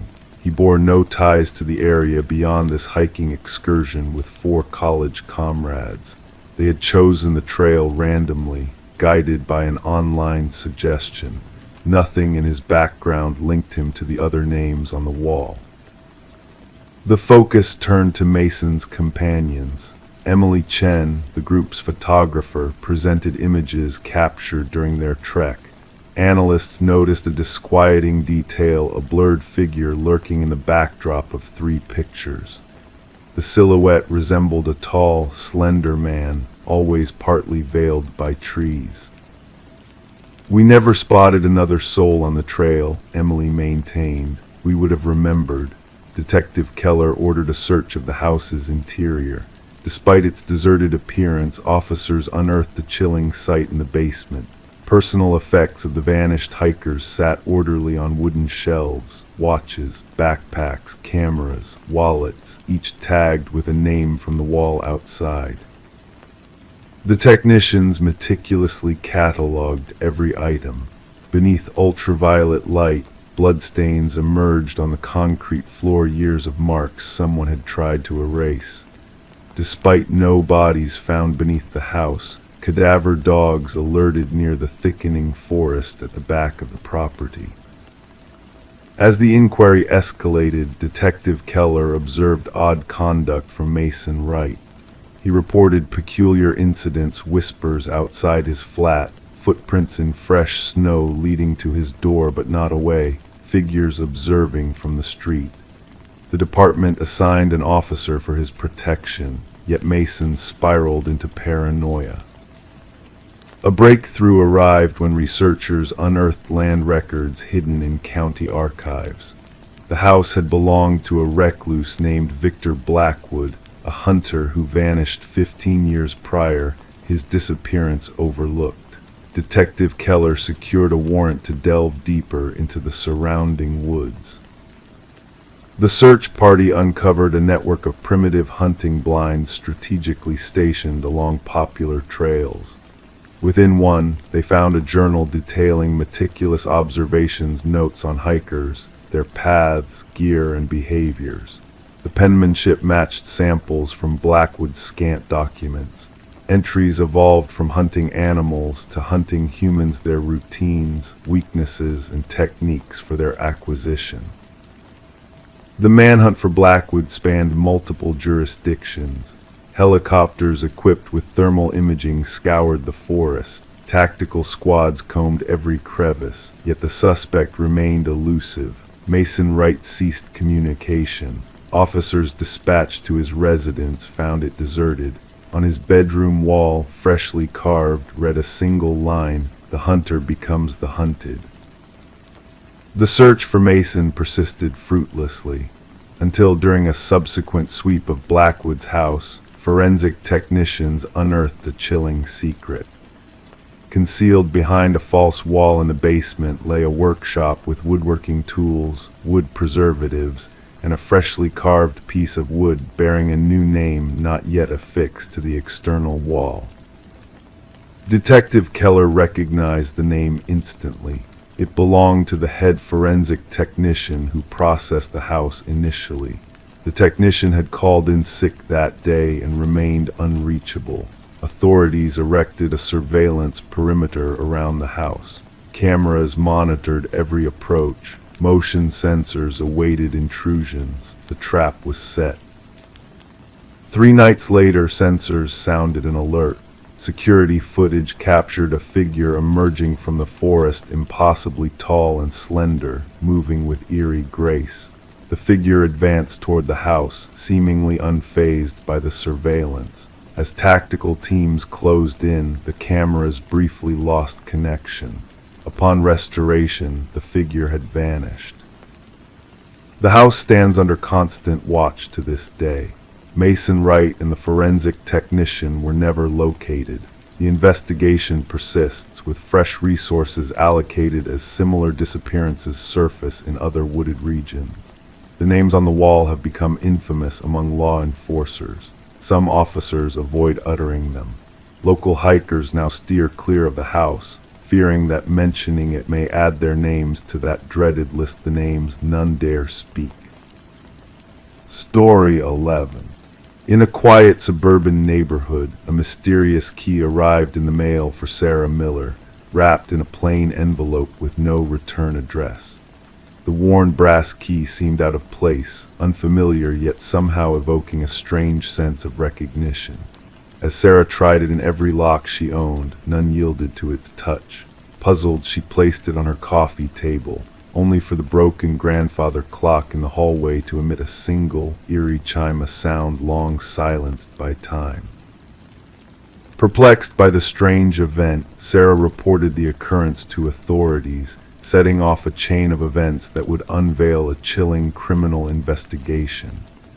Initially dismissed as a mere mishap by the responding officer, the key raised Sarah's unease. Reluctantly, the officer took the key as evidence, unaware of the dark path it would lead them down. Detective Robert Harmon of the Special Victims Unit received the case, a seemingly innocuous key on his desk. Despite its unassuming appearance, the key held a weight of unease. Background checks on Sarah revealed no red flags, just an ordinary retired teacher with no criminal past. Forensic analysis found only Sarah's fingerprints on the key, no traces of where it had been before reaching her hands. A breakthrough came when Harmon discovered a matching pattern from a cold case involving a storage unit with disturbing contents, a connection to unsolved disappearances and potential homicides. The key unlocked a past shrouded in mystery, leading to the unsettling truth of a predator lurking in the shadows. The search focused on Harold Jenkins, a former neighbor of Sarah's with a hidden past. Jenkins, a quiet and unassuming man, had left behind a trail of untraceable steps, evading detection until now. As the investigation deepened, a grim revelation emerged from a hidden room beneath the floorboards of a cabin linked to Jenkins' dozens of brass keys, each bearing a name and date, a macabre ledger of lives intertwined with darkness. The manhunt for Jenkins intensified, the community gripped by fear as the keymaster's atrocities came to light. An extensive search led to a remote encounter captured by a wildlife photographer, signaling a final confrontation in the wilderness. Jenkins, cornered and desperate, met his end in a standoff with authorities, leaving behind a haunting legacy of horrors. The closure brought little solace as the true extent of Jenkins' crimes unfolded, revealing a trail of victims and unspeakable deeds. Families found answers but carried the burden of loss, forever scarred by the darkness that had touched their lives. Sarah, haunted by the proximity of evil, never returned home, leaving behind a clock that had betrayed her trust. The case, a stark reminder of the monsters that walk among us, remains a chilling testament to the fragility of safety. Researchers delve into Jenkins' writings in search of warning signs, hoping to prevent such tragedies from recurring. And in a silent evidence locker, a collection of keys stands as a grim reminder of lives snuffed out, a haunting echo of the darkness that can lurk behind a facade of normalcy. Story 12, the realtor's listing made no mention of a basement. The blueprints offered no clue to its existence. Yet beneath the old carpet, a hidden door awaited the curious touch of the Mercer family. A handle heavy with rust required the combined effort of three to reveal the secrets lurking beyond. As the door creaked open, a rush of stale air, thick with the scent of damp earth, enveloped them. Descending steps led into darkness, promising the unknown. Expecting storage, they instead discovered a solitary chair beneath a swaying light bulb, casting eerie shadows. And on the wall behind it, a row of photographs, familiar faces, their own faces, captured unawares. The Mercers had moved into the suburban property during winter, drawn by its character and supposed history. Little did they anticipate the chilling history that awaited them, ready to intertwine with their lives in unexpected ways. Detective Sarah Connors arrived at the scene with her partner, the crime unit already at work securing the area with fluttering yellow tape. Mrs. Mercer's shaken voice had relayed the unsettling discovery beneath their living room floor. Connors, with practiced efficiency, directed the forensic team to meticulously document every detail of the basement before further exploration. The concrete walls, the solitary chair, the wall of haunting photographs, all were captured under the harsh glare of camera flashes. Each step into the small basement revealed more unsettling truths, leading to a perplexing puzzle that defied easy solutions. The investigation uncovered fingerprints belonging to past owners, hinting at a dark legacy that had passed through the property unnoticed. Previous families had come and gone, unaware of the hidden depths within the house they thought they knew. With each revelation, the mystery deepened, sending shivers down the spines of all involved. As the case unfolded, hidden passages, surveillance equipment, and a journal filled with disturbing observations came to light. Edward Kelvin, the enigmatic figure behind the chilling surveillance, had crafted a web of secrets within the very walls of the house. His presence, unseen yet all-encompassing, had turned the home into a stage for his private obsession. The manhunt for Kelvin revealed a frail figure, long accustomed to the shadows he had made his domain. His detached demeanor and delusional justifications painted a portrait of a man lost in his own twisted reality. The families, unwitting players in his voyeuristic drama, fled the house, leaving behind a specter of fear and unease that lingered long after. Kelvin's trial laid bare the extent of his intrusion, showcasing the meticulous planning that had transformed the house into a prison of observation. As the jury rendered its verdict, Kelvin remained unfazed, lost in the recesses of his fractured mind. The once haunted property was razed to the ground, burying the dark secrets beneath layers of soil and concrete. Yet for those who had called it home, the echoes of Kelvin's presence lingered. In quiet moments they found themselves glancing over their shoulders, questioning the sanctity of their privacy. The house, now reduced to rubble, lived on in memory as a haunting reminder of how easily the line between safety and surveillance could be blurred. And as they sought solace in new surroundings, the chilling question remained, were they truly alone, or was there still a presence watching, waiting within the walls of their past? Story 13.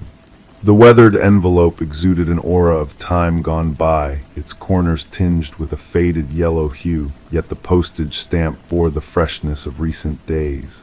With meticulous care, the detective peeled it open, revealing a solitary sheet of paper within. The message, hastily typed in an erratic font, read, "I am sorry for what I did." A peculiar dampness clung to the paper, carrying with it a faint scent of iron. It was then that the detective's gaze fell upon a reddish smear along the bottom edge, a stark contrast to the typed words. It was no ordinary stain, not ink but human blood. Detective Sarah Morgan, her gloved hands moving with practiced precision, secured the letter in an evidence bag, mindful of the weight of its implications. The forensic team's findings confirmed her suspicions. The blood belonged to a victim of an unsolved homicide that had long cast a shadow over the department. The victim, a budding journalist named Rebecca Warren, had met a tragic end in her own apartment, the scene marred by multiple stab wounds. Her laptop was missing, her notes strewn about, hinting at a connection between the attack and an investigative piece she had been pursuing. Despite exhaustive efforts, the case had remained unsolved until the arrival of this enigmatic letter at the precinct, bearing the simple address, Homicide Division. Scant fingerprints adorned the paper and envelope, mere smudges hinting at a cautious sender who had donned gloves. The postmark, however, offered a glimmer of hope in the form of a tangible lead. Gathering her team in the dimly lit briefing room, Detective Morgan confronted the stark walls adorned with the echoes of past investigations, crime scene snapshots, timelines, and fruitless suspect profiles. Centered amidst these reminders of thwarted justice was the image of the ominous letter. "This changes everything," she intoned, her voice a whisper in the stillness. "Our perpetrator shows remorse." Detective James Chen, her steadfast partner in this enduring pursuit of truth, scrutinized the letter thoughtfully. "Or perhaps they seek to deceive us, to play a twisted game," he posited. The forensic team's analysis traced the unique typewriter impression to a model long out of production, a relic from a bygone era, rare but not beyond reach. Thus began a search reaching out to antiquarians and collectors across the region, a quest for the elusive machine that birthed these cryptic missives. As the investigation unfurled its tendrils, the focus shifted back to Rebecca's life, a portrait painted in shades of dedication and unflinching pursuit of justice. Her editor recounted tales of her unwavering resolve, particularly in the face of corruption. The tendrils of her final investigation reached into the shadowed recesses of a prominent family embroiled in political ties. A patriarch's passing had left behind a legacy of discord, with siblings entangled in a web of accusations and greed. In a pivotal moment, the detectives revisited Rebecca's boyfriend, Michael Barnes, seeking answers veiled in shadows. His demeanor, once a mask of grief, now bore subtle fractures under the weight of newfound evidence. Rebecca spoke of being followed, he confessed, his voice laced with regret. "I dismissed her fears as paranoia fueled by her investigation. I should have heeded her warnings." While the detectives delved deeper into this revelation, a second missive arrived, bearing the same typewritten script, the same haunting trace of blood. This time the message unfolded with chilling clarity. She unearthed secrets of the family, of the inheritance, of the patriarch's demise. It was never meant to escalate to this extent. The threads of the investigation led them to the grand estate of the deceased patriarch, where the eldest son, Richard, stood under the lens of scrutiny. Amidst his collection of antiquities lay vintage typewriters, a clue that refused to be overlooked. Questioning Richard unearthed rehearsed responses, polished and devoid of authenticity. A breakthrough emerged when microscopic fibers on the envelopes were traced back to custom stationery exclusive to the family's youngest daughter, Eleanor. Her revelation that Richard had borrowed her stationery weeks prior ignited a spark of certainty. A search of Richard's abode unveiled a concealed chamber, a clandestine cache of damning evidence, newspaper clippings, surveillance snapshots, and a vintage typewriter mirroring the one implicated in the letters. DNA analysis confirmed the blood as Rebecca's own. The narrative took an unexpected turn as the labyrinth of connections unveiled a clandestine alliance between Richard and Michael. Financial transactions trailed back to Richard, a shadow of complicity in the days leading to Rebecca's demise. Confronted with the stark truth, Michael's resolve crumbled. Rebecca had uncovered Richard's dark secret, his hand in his father's untimely end, he admitted, the weight of guilt heavy upon his words. I relayed her findings to Richard, believing it would deter her pursuit.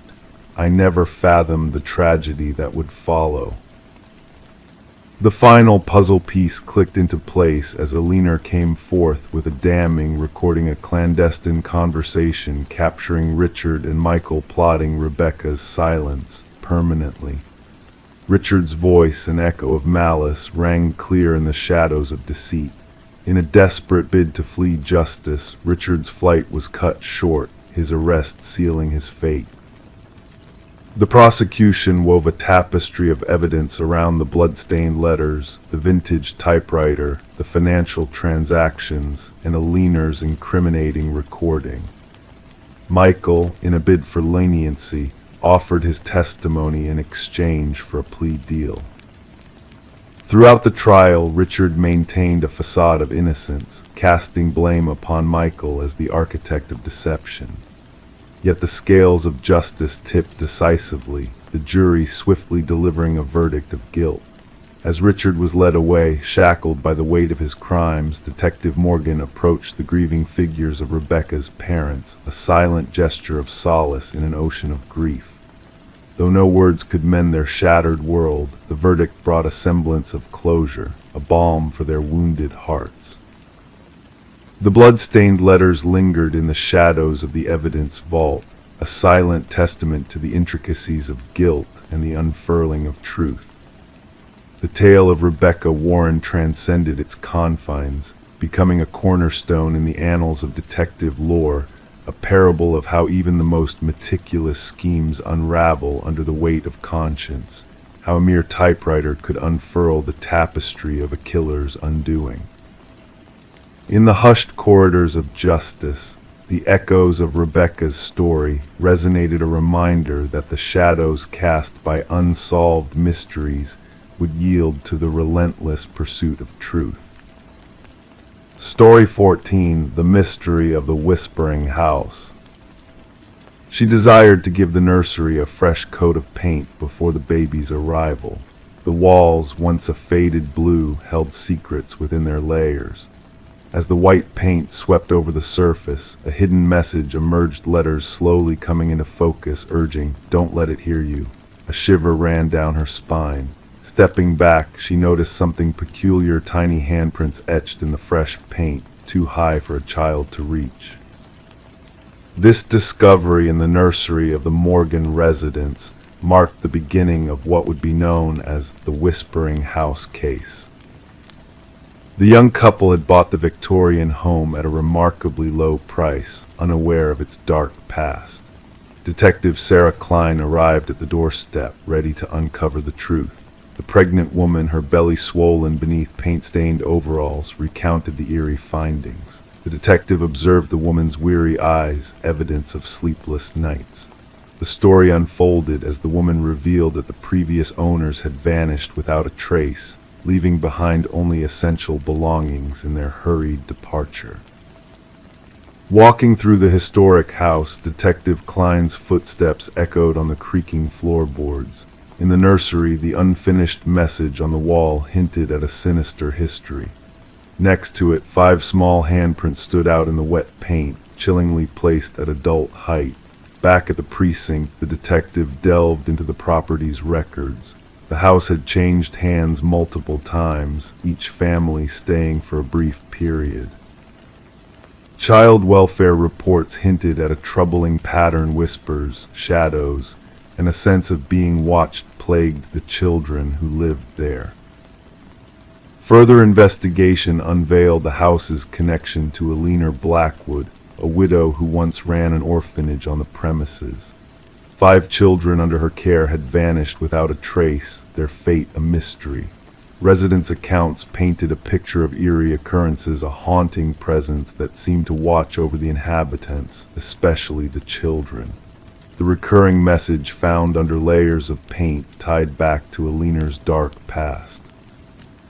With the current owner's consent, ground-penetrating radar uncovered anomalies beneath the basement floor.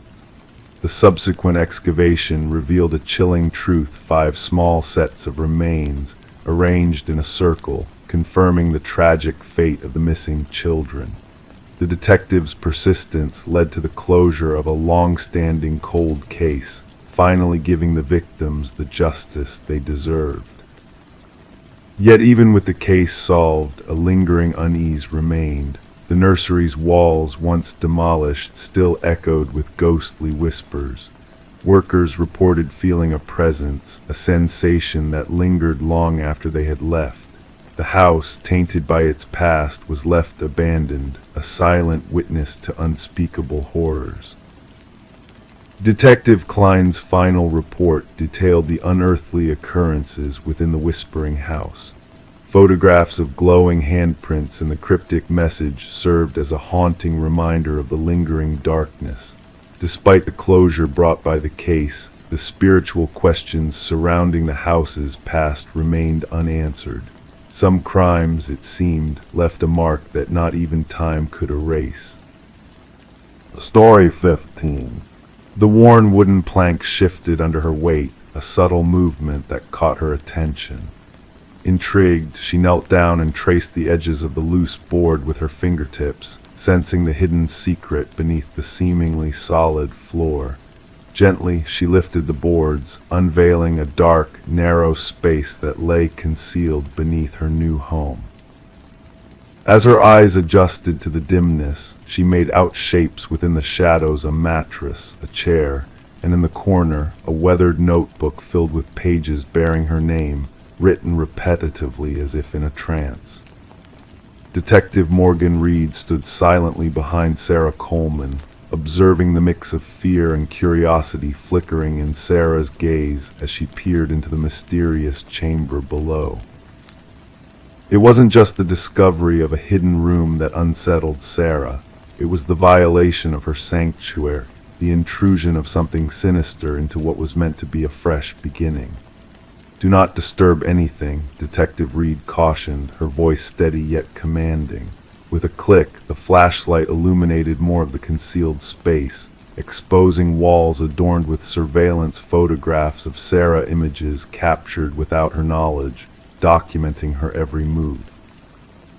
Sarah had purchased the quaint cottage from the estate of an elderly man named Walter Green, a solitary figure who had passed away with no known kin. The property had stood empty for months, its history shrouded in silence. The real estate listing had painted a picture of charm and minor renovations, omitting any mention of the chilling secrets lurking beneath the floorboards. "I never met him, the previous owner," Sarah murmured. "The neighbors spoke of his reclusiveness. I was told the basement was sealed off long ago. The inspection report said nothing about this." Crime scene investigators arrived, their footsteps echoing against the wooden floors as they meticulously documented every detail of the hidden chamber. Dusty fingerprints, dated photographs, and a trail of obsession left behind by Walter Green painted a haunting picture of his fixation on Sarah over the years. The department psychologist explained the escalation of Walter's obsession, the transition from fantasy to a disturbing reality that hinted at darker intentions. Reed's investigation delved deeper, uncovering a troubling connection between Walter and a former coworker who revealed snippets of Walter's fixation on Sarah. A search of Walter's locker led to a storage unit, unveiling a meticulous replica of Sarah's previous living space, a disturbing shrine to his delusion of being destined to be with her. The calendar marked with a foreboding date hinted at a plan that never came to fruition, halted only by Walter's sudden demise. Walter's troubled past with erotomania, a condition marked by delusional beliefs of love and connection, shed light on his fixation on Sarah. Despite her lack of recollection of ever meeting him, she had unwittingly become the object of his twisted affection. After the case was closed, Sarah made the difficult decision to sell the house, haunted by the thought of what could have been if she had not discovered the hidden room. Detective Reed kept a watchful eye on her, a silent guardian against the shadows of the past that lingered. The cottage passed into new hands, the hidden room sealed off and forgotten, but for those who knew the truth, it remained a chilling reminder of the unseen dangers that lurked beneath the surface of seemingly ordinary lives. The tale of the room beneath the floor whispered of shadows that fade but never truly vanish, of the fragile line between safety and peril, and of the quiet resilience of those who emerge from the darkness, forever changed. Story 16. The mysterious parcel arrived without a return label or tracking number, just a damp cardboard box touched by the morning dew. It was not intended for Sarah Miller. Her address was correct, but the name was a stranger's. She should have disregarded it, left it untouched on the porch, yet curiosity won the battle within her. Slowly, she peeled back the tape, anticipating mundane contents like books or clothes. However, what lay inside was a VHS tape, accompanied by a lone sticky note that simply stated, "Watch alone." Sarah held the black plastic tape in her hands, feeling an inexplicable weight to it, as if it carried the burden of forbidden knowledge. Her fingers lingered on the worn edges, tracing the imperfections on the casing. The note, bearing the marks of urgency in its handwritten strokes, hinted at secrets waiting to be unraveled. Meanwhile, the typical sounds of suburban life continued outside her home: a distant dog's bark, children's laughter, the drone of a lawnmower slicing through the quiet morning. Bringing the package inside, Sarah placed it on her kitchen counter, uncertainty clouding her thoughts. The name Daniel Whitaker meant nothing to her. In her years of residing in the house, mail for that name had never crossed her path. The former residents, the Johnsons, had long moved away to be near family. Curiosity and unease danced in her mind as she glanced at her old VCR, a relic of nostalgia.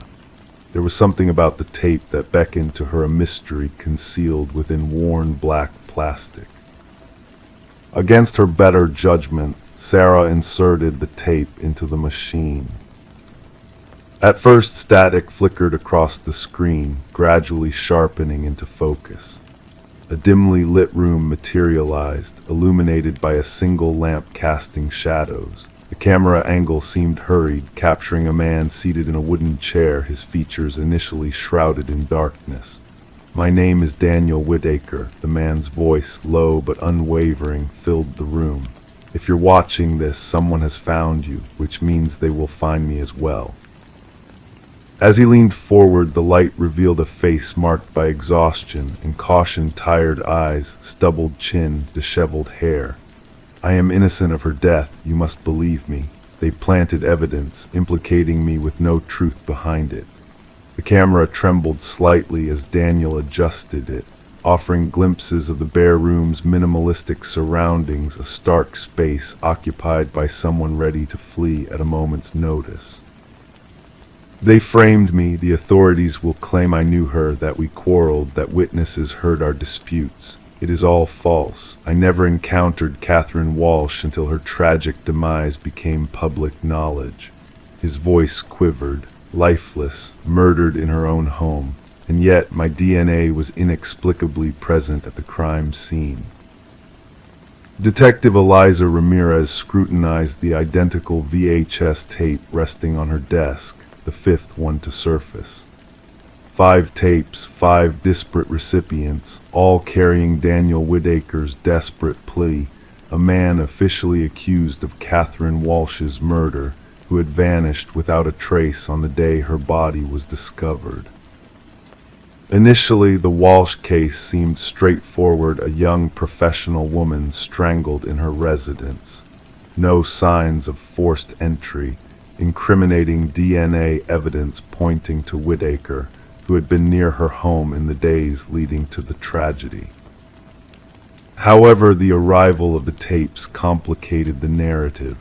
The tapes add layers to the mystery, Detective Ramirez noted into her recorder, updating her case files. Whitaker is either orchestrating an elaborate deception or exposing something far more sinister. Her evidence board displayed images of Catherine Walsh in happier times, alongside gruesome crime scene photos too disturbing to dwell on, maps pinpointing the tape recipients' locations, and at the center, Daniel Whitaker's haunting driver's license photo, his gaze seeming to beseech for understanding. A pivotal revelation arose when Ramirez unearthed that Catherine Walsh had been embroiled in a whistleblower case against her employer, Pharmacorp, a potent pharmaceutical entity with governmental ties.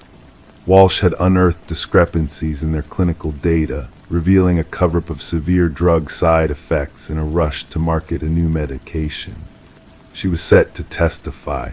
A former colleague divulged to Ramirez in hushed tones, constantly glancing over their shoulder. Catherine possessed evidence proving that company executives were aware of the issues but chose to bury them. The trial was imminent. As the detective delved deeper, anomalies began to surface. The DNA evidence seemed too meticulously placed, witness testimonies appeared rehearsed, and security footage conveniently corrupted during crucial time frames surrounding the murder. Sarah Miller received a subsequent package 3 days following the tape, a trove of documents, including clinical reports, internal correspondences, and email excerpts from Pharmacorp, all bearing Catherine Walsh's digital signature, validating her claims. The investigation pivoted as Detective Ramirez connected with other tape recipients, unraveling Whitaker's breadcrumb trail. He had been employed in IT security for a Pharmacorp contractor, encountering Catherine's name flagged in a suspicious security protocol he stumbled upon. They monitored her activities, Whitaker divulged in a subsequent tape. I witnessed the surveillance directives in the system. They knew she was accumulating evidence, and then I was abruptly barred from the network. The following day she was gone, and I found myself framed for her murder. The breakthrough occurred when Sarah Miller discerned a crucial detail on her copy of the tape that had eluded others. A reflection in a window behind Whitaker revealed a lineup of storage units. Collaborating with Detective Ramirez, they identified the location.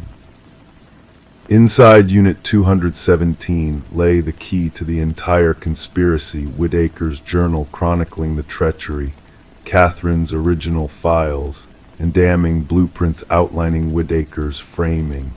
Inscribed in the handwriting of Pharmacorp's head of security, a former cop wielding access to evidence protocols. Justice did not manifest through a dramatic arrest, but through an irrefutable accumulation of evidence. 3 Pharmacorp executives faced indictment, with the head of security confessing and cooperating as a witness against his superiors. The tainted drug was withdrawn from consideration. Daniel Whitaker emerged from seclusion, emaciated and haunted by his fugitive existence. The charges against him were dismissed, yet the ordeal had left an indelible mark. Sarah Miller encountered him once more as he came to reclaim his tape. They exchanged a few words on her porch, where his enigmatic parcel had first arrived. "Why me?" she inquired. "Why send it to my address?" He gazed at her wearily. "The algorithm selected you. I needed individuals unconnected to me or Catherine, someone off their radar. someone who might still trust their own judgment amidst the media's allegations of my guilt. The former suspect and unwitting witness lingered in silence, contemplating the fragile boundary separating justice from manufactured falsehoods. Sarah eventually remarked, the mistaken address turned out to be the precise one. The VHS tapes were archived as evidence, tangible reminders that truth sometimes arrives in unanticipated packages, bearing unfamiliar names, awaiting a curious soul to peer inside. Story 17. In a sleepy town where time seemed to drift lazily, there was a costume shop preparing to close its doors for good, offering its old wares to anyone willing to take them off their hands. Among the fading relics, a woman drawn by a sense she couldn't quite name reached out a hand and plucked a mask from a forgotten corner of a dusty shelf. The mask's features were delicate, yet there was something unsettlingly lifelike about it, as if it held secrets beneath its painted surface. When she brought it to the counter, the cashier hesitated, a flicker of unease crossing his face. "That's not ours," he muttered, bewildered. Perplexed, the woman checked for a tag, but there was none to be found. Shrugging off the strange encounter, she decided to take the mask home with her, unaware of the enigmatic journey it would set in motion. That night, as the moon cast a silvery glow through her curtains, she stirred from her slumber to a soft sound, like the whisper of fabric shifting in the darkness. Her heart quickened as she reached for the lamp, illuminating her room. The mask was no longer resting innocently on the dresser where she had left it. Instead, it sat upon her nightstand, its gaze fixed upon her with an intensity that sent shivers down her spine. The woman, known as Catherine Reed, would later be discovered by her concerned neighbor. The morning light spilled into her silent home through the slightly ajar front door, revealing a scene that would puzzle investigators for years to come. Catherine lay motionless on her bedroom floor, the mask mysteriously absent, adding an eerie layer to the already chilling tableau. Detective Morgan arrived at the scene as forensics diligently captured every detail with their cameras, the rhythmic click of shutters blending with hushed voices in the stillness of the house. "No signs of forced entry," noted one officer, scribbling in his notepad. The detective's keen eyes swept across the room, noting the subtle nuances that whispered of a story untold: a partially open drawer, a lipstick-stained water glass on the nightstand. Everything appeared ordinary, except for the life that had been extinguished within those walls. The medical examiner, his expression solemn, bent over Catherine's body, searching for answers in the silence that enveloped the room. Cause of death unclear at first glance, no visible wounds, no indication of a struggle, he remarked, gesturing towards her frozen visage, but observed the terror etched into her features. Catherine, a woman known for her meticulous eye as an art appraiser, had led a quiet existence, distinguished by her passion for authenticity. Colleagues spoke of her uncanny ability to discern a forgery from the genuine article with a single glance. Her boss, recounting her expertise, remarked she had a way of spotting discrepancies that others overlooked.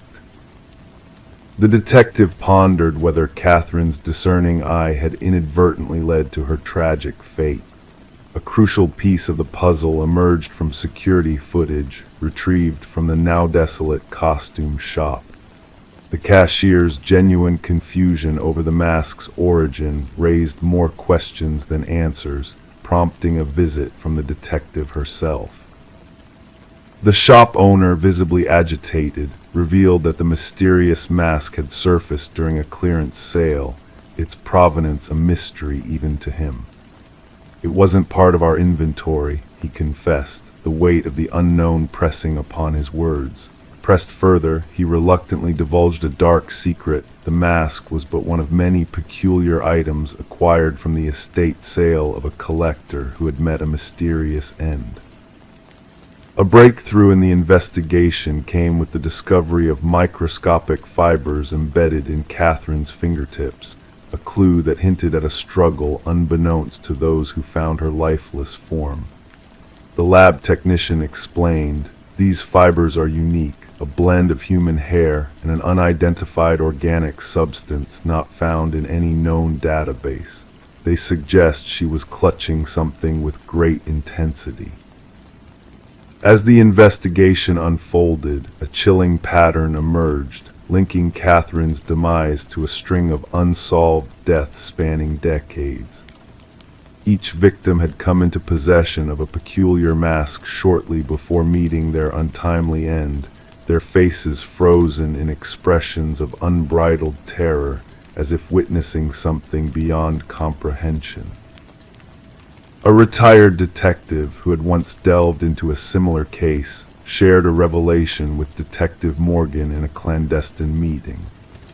Hands trembling, he slid a yellowed file across the table, revealing a cryptic detail hidden within each mask, an ancient script hinting at a ritual involving the transference of souls, a macabre legacy that had eluded explanation for generations. A glimmer of truth emerged from an unexpected source, a journal clandestinely tucked away behind a loose baseboard in Catherine's apartment. Her final entry, penned in a frenzy of fear and desperation, detailed her unsettling discoveries about the malevolent nature of the mask she had unwittingly brought into her home. "The mask moves," she had scrawled, the words a testament to her growing dread. "It watches me, its gaze unrelenting. The symbols within it match those from past tragedies. Each mask claims a life before seeking a new host. The collector who owned them met a similar fate. The entity within craves a vessel, passing from one victim to the next in an endless cycle of horror." With the pieces of the puzzle falling into place, the cause of Catherine's demise was finally unveiled, an insidious fear so profound it had triggered a fatal cardiac event. What terror could provoke such a fatal reaction, snuffing out a life in the dead of night?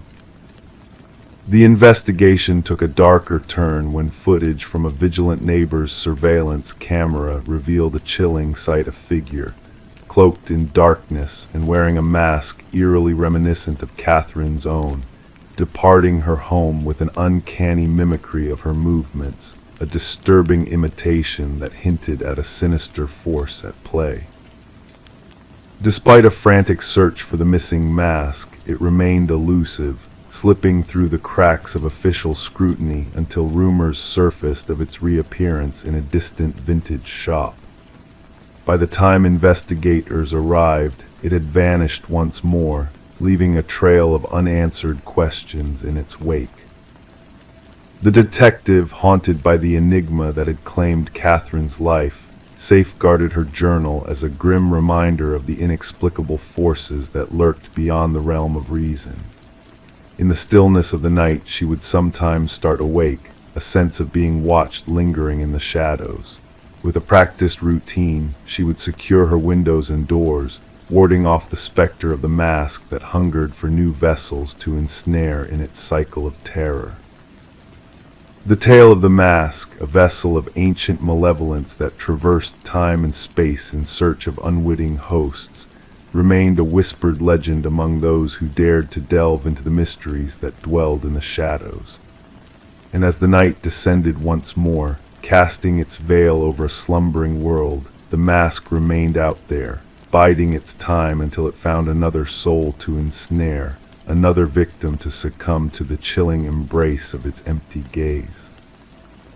Story 18. The gentle current whispered secrets as it meandered that quiet morning, the water shimmering like liquid glass under the soft light. The lone fisherman, lost in his thoughts, scarcely noticed the peculiar sight of a lone suitcase bobbing near the tranquil shore. Initially dismissing it as a mere discard of old garments, his curiosity piqued as he drew closer, drawn by an unusual scent that hung heavy in the air, thick, sweet, and unmistakably unsettling. The suitcase was bound in chains, its once gleaming edges now tarnished by exposure to the elements. When the authorities pried it open, it revealed not clothes, but a macabre reality. Within lay a tangle of hair, fingers frozen in a haunting grip, and at the very bottom, a chilling note declared, "This isn't the first." Detective Sarah Mercer stood at the scene, a delicate handkerchief pressed to her lips, her gaze somber as she surveyed the grim tableau before her. The victim, a woman in her mid-30s named Catherine Walsh, lay before them, her dark locks matted and her once pale skin now marked by the touch of water.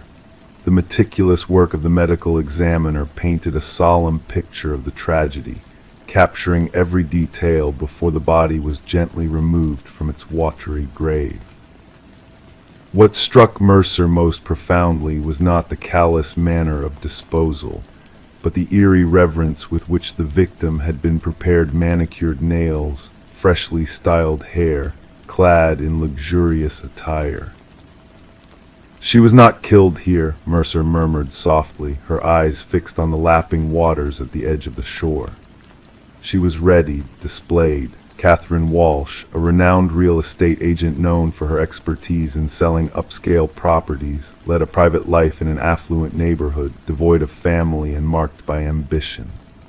Her sudden disappearance, reported by her concerned assistant when she failed to attend a crucial showing for wealthy clients, sent ripples of unease through her tight-knit circle. As investigators delved into Walsh's immaculate modernist abode, a sense of unease settled upon them. Every corner bore the stamp of perfection, from the meticulously arranged designer furniture to the pristine surfaces devoid of even a speck of dust. In the depths of her closet, a single anomaly caught their attention, a slightly ajar drawer revealing a leather-bound journal. The final entry within sent shivers down their spines. "He's watching again. Same car, different plates." A digital trail illuminated Walsh's world, exposing a series of cryptic emails from unknown senders, all bearing the unsettling message, "I see your perfection," dispatched at precise intervals on various days. Her online searches hinted at a growing sense of unease as she sought out home security systems and self-defense mechanisms.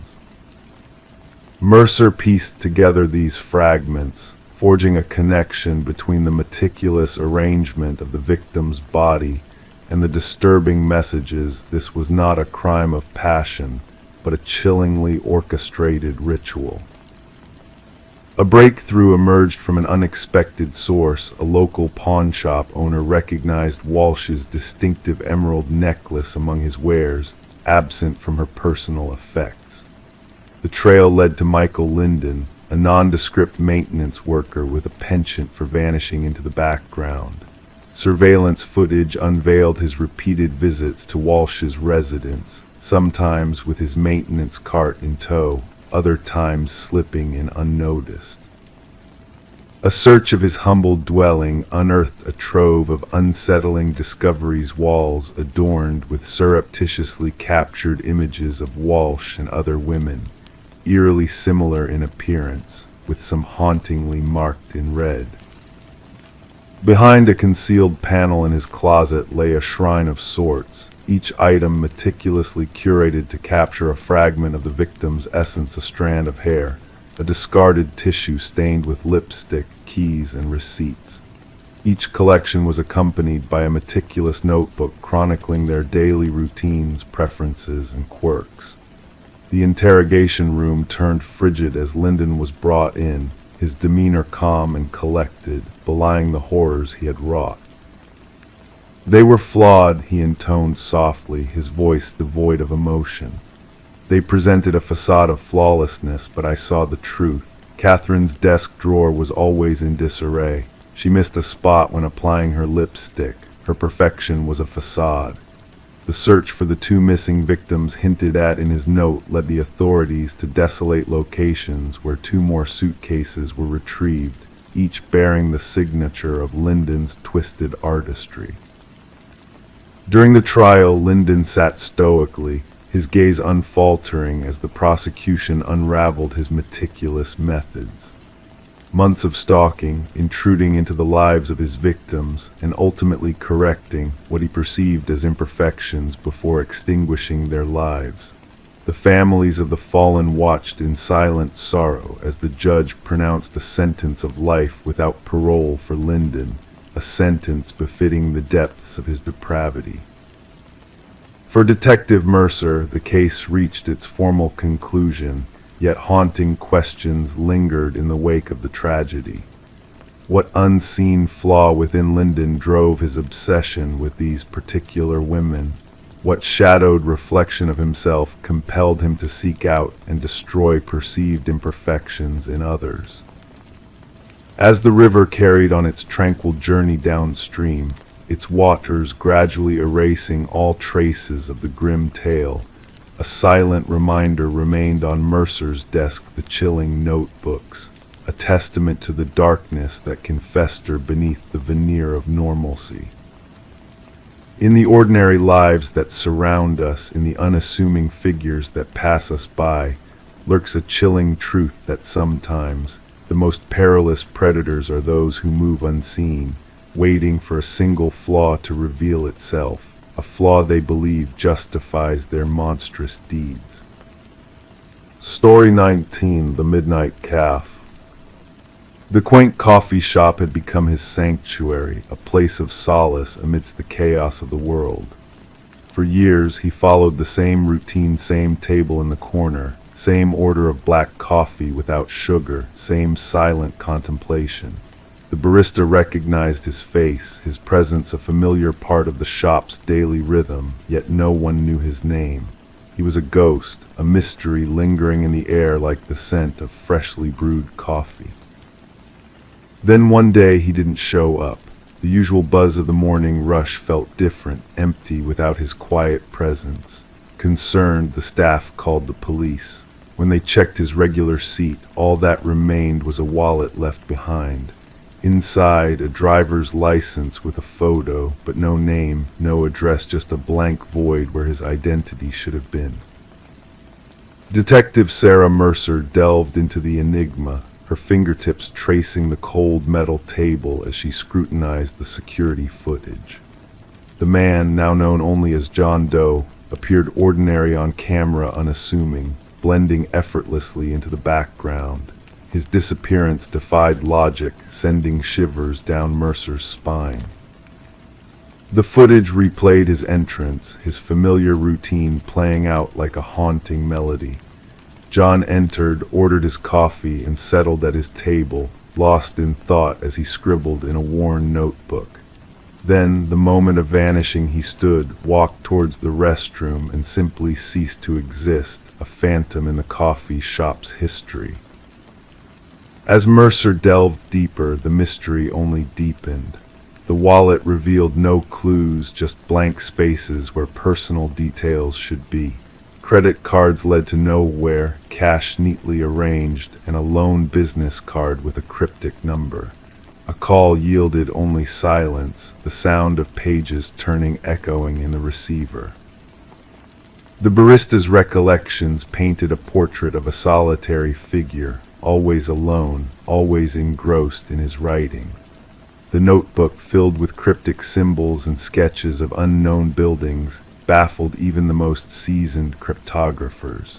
Mercer's investigation uncovered no leads, no trace of John Doe beyond the coffee shop's walls. A peculiar detail caught Mercer's attention, the flicker of the time stamp each morning, a subtle anomaly that hinted at something beyond comprehension. Returning to the coffee shop, she noticed a mirror hanging between the entrance and the restroom hallway, its ornate symbols mirroring those in John's notebook. Behind the mirror, a hidden chamber revealed a trove of identical wallets, each with a blank identity. A journal chronicling decades of experiments in temporal manipulation hinted at a reality far stranger than Mercer could have imagined. The mirror, the gateway between worlds, held the key to John Doe's enigmatic existence. As bizarre occurrences plagued the coffee shop, Mercer's investigation led her to Margaret Keller, a former physicist with knowledge of parallel realities and quantum mirrors. The pieces fell into place. John Doe was Daniel Weston, a brilliant mind lost in the realms of possibility. The climax came in the dead of night as Mercer uncovered the truth in the shattered remains of the mirror. Two versions of Weston existing simultaneously, a rift in the fabric of reality that defied all logic. His final message warned of a closed window, a boundary between worlds that should not be crossed. The case of the man who didn't exist remained a mystery, shrouded in the shadows of the midnight calf.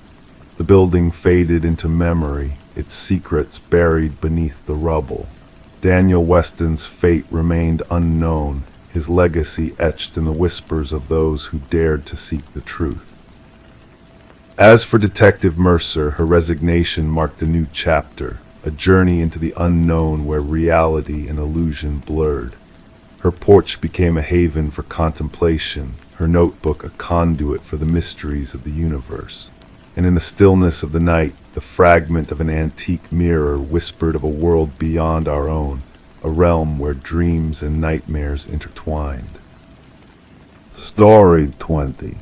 The aged apartment held secrets within its walls, pipes that groaned, floorboards that whispered their tales. But the newest resident sensed a presence beyond the ordinary. The footsteps, distinct and deliberate, echoed from above, pacing slowly and purposefully. Yet she dwelled on the topmost floor. One evening she summoned the courage to tap the ceiling with a broomstick. The sound ceased. Silence lingered. Then a solitary knock reverberated from within the ceiling itself. Sarah Coleman chose to keep the strange incident to herself, attributing it to the settling of the building or perhaps a small creature venturing into the attic space.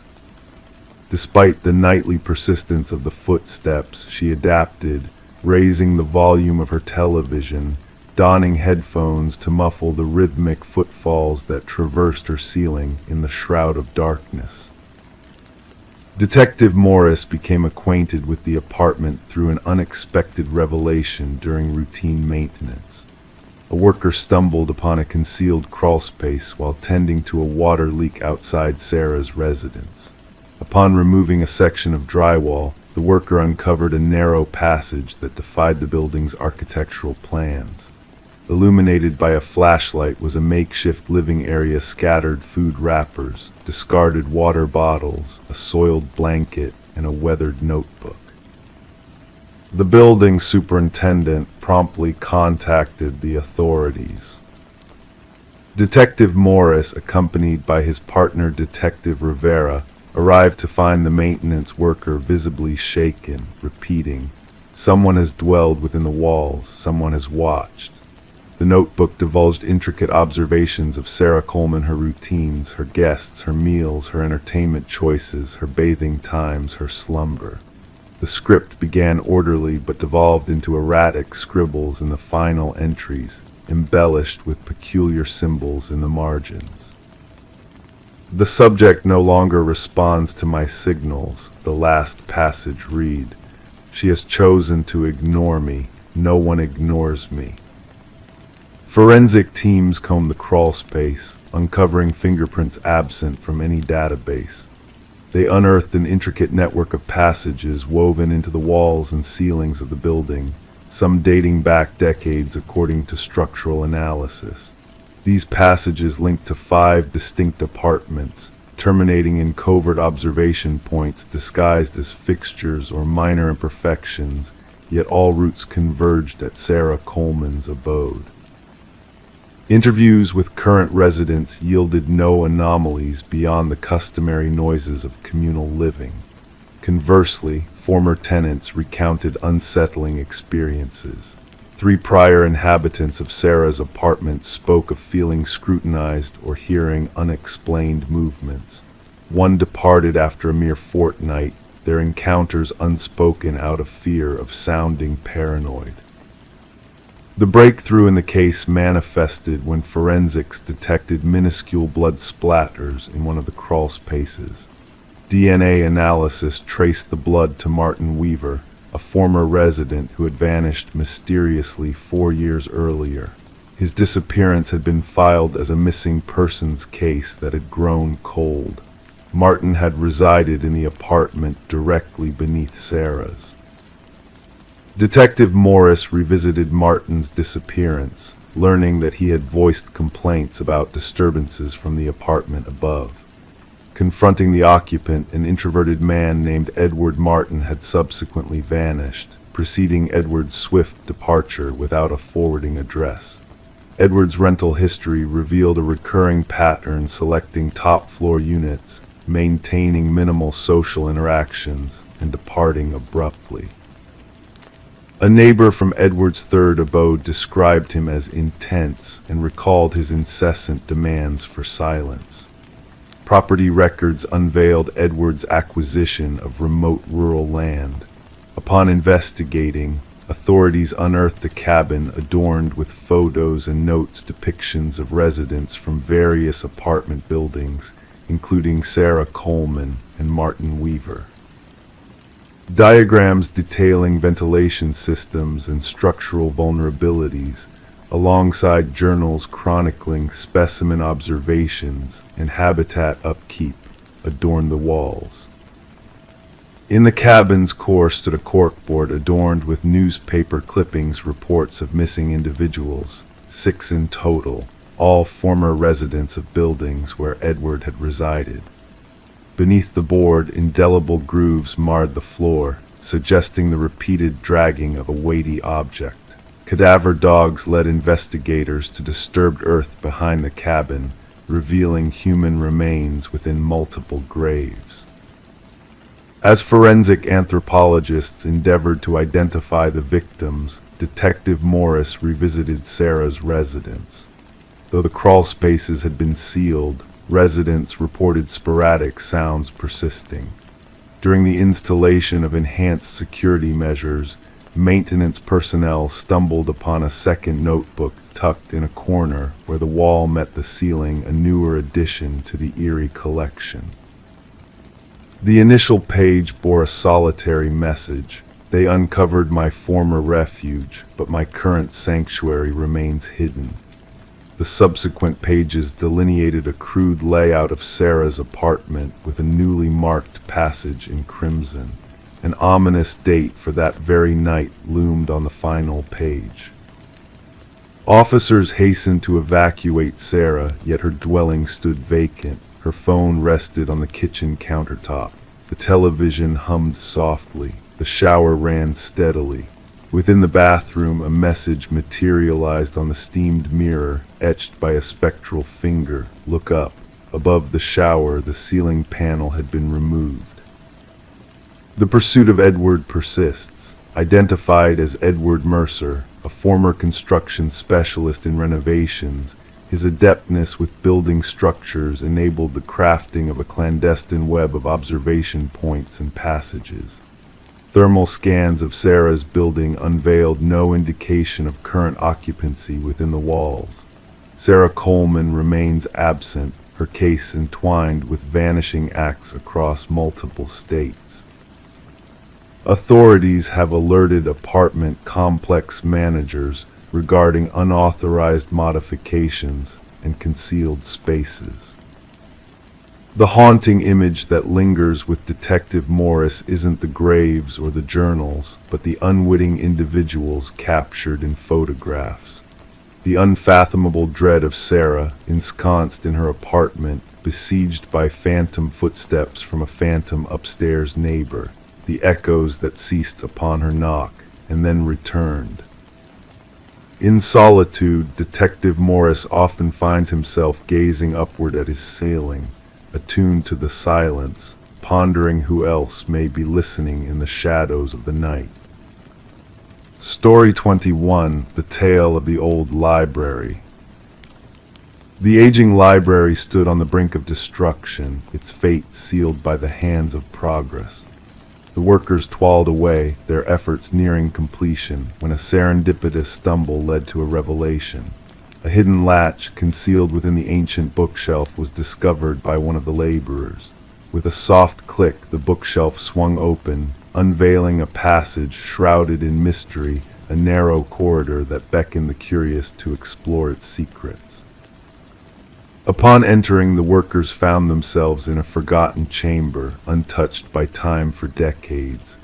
The air hung heavy with the weight of history, a palpable silence enveloping the space.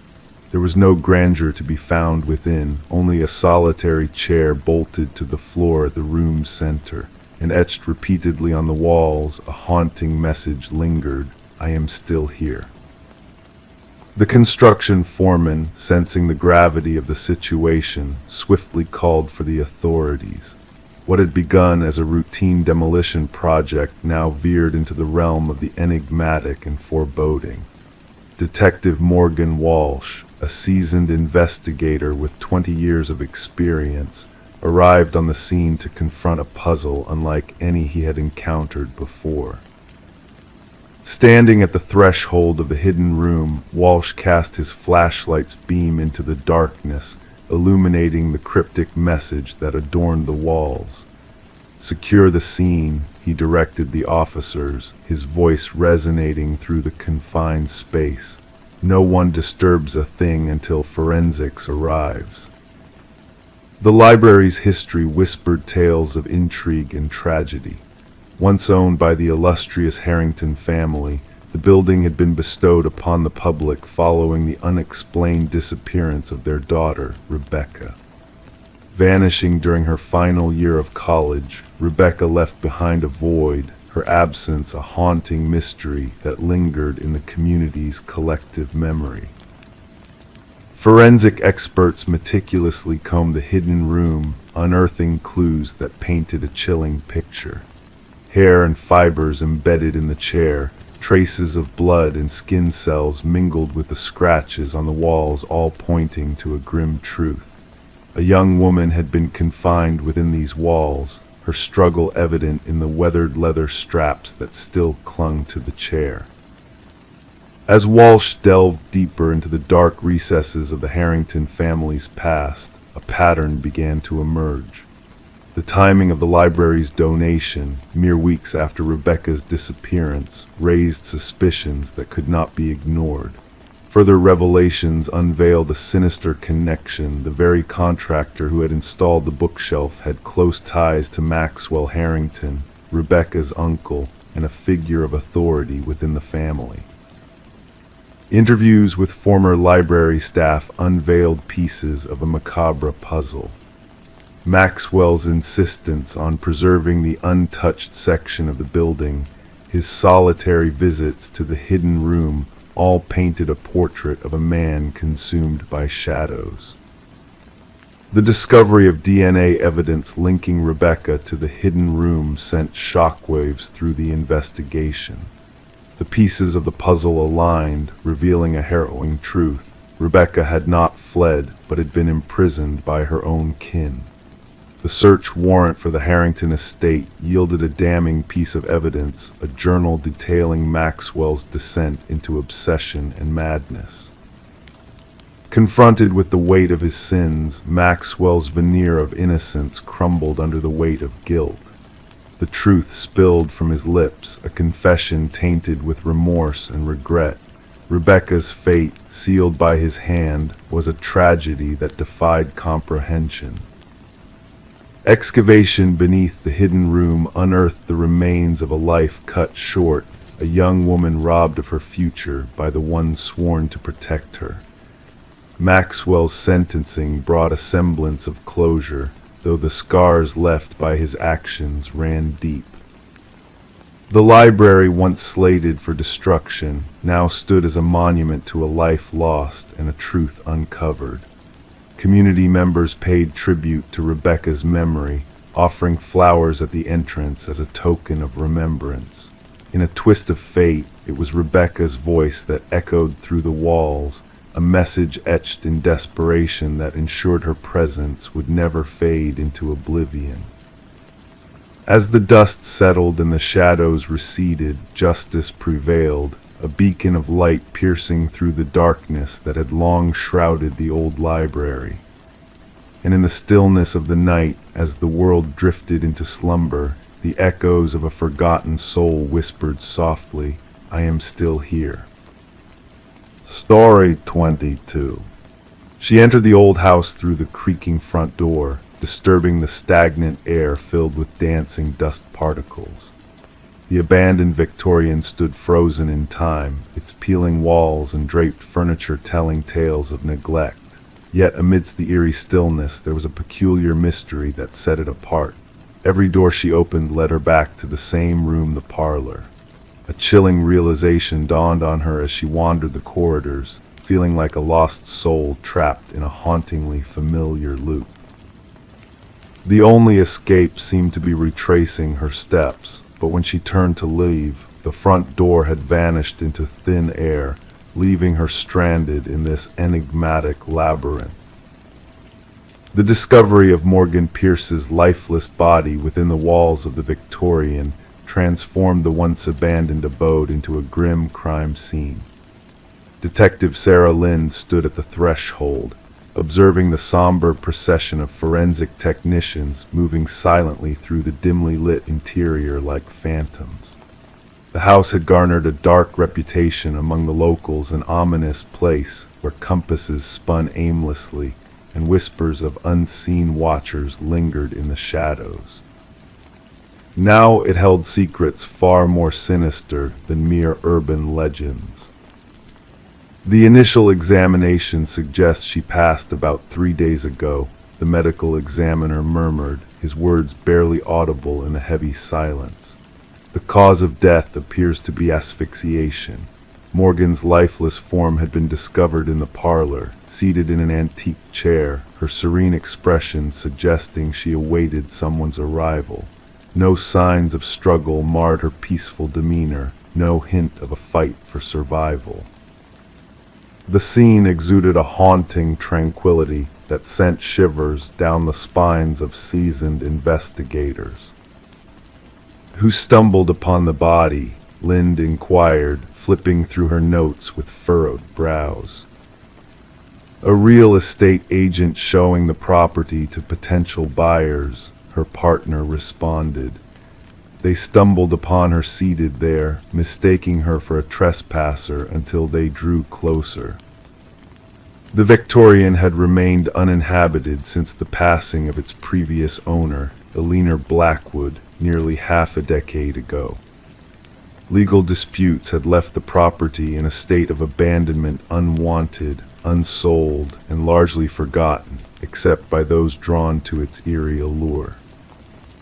Morgan Pierce, a 26-year-old graduate student delving into architectural anomalies for her thesis, had a penchant for meticulous research and a fascination with spaces that defied conventional norms.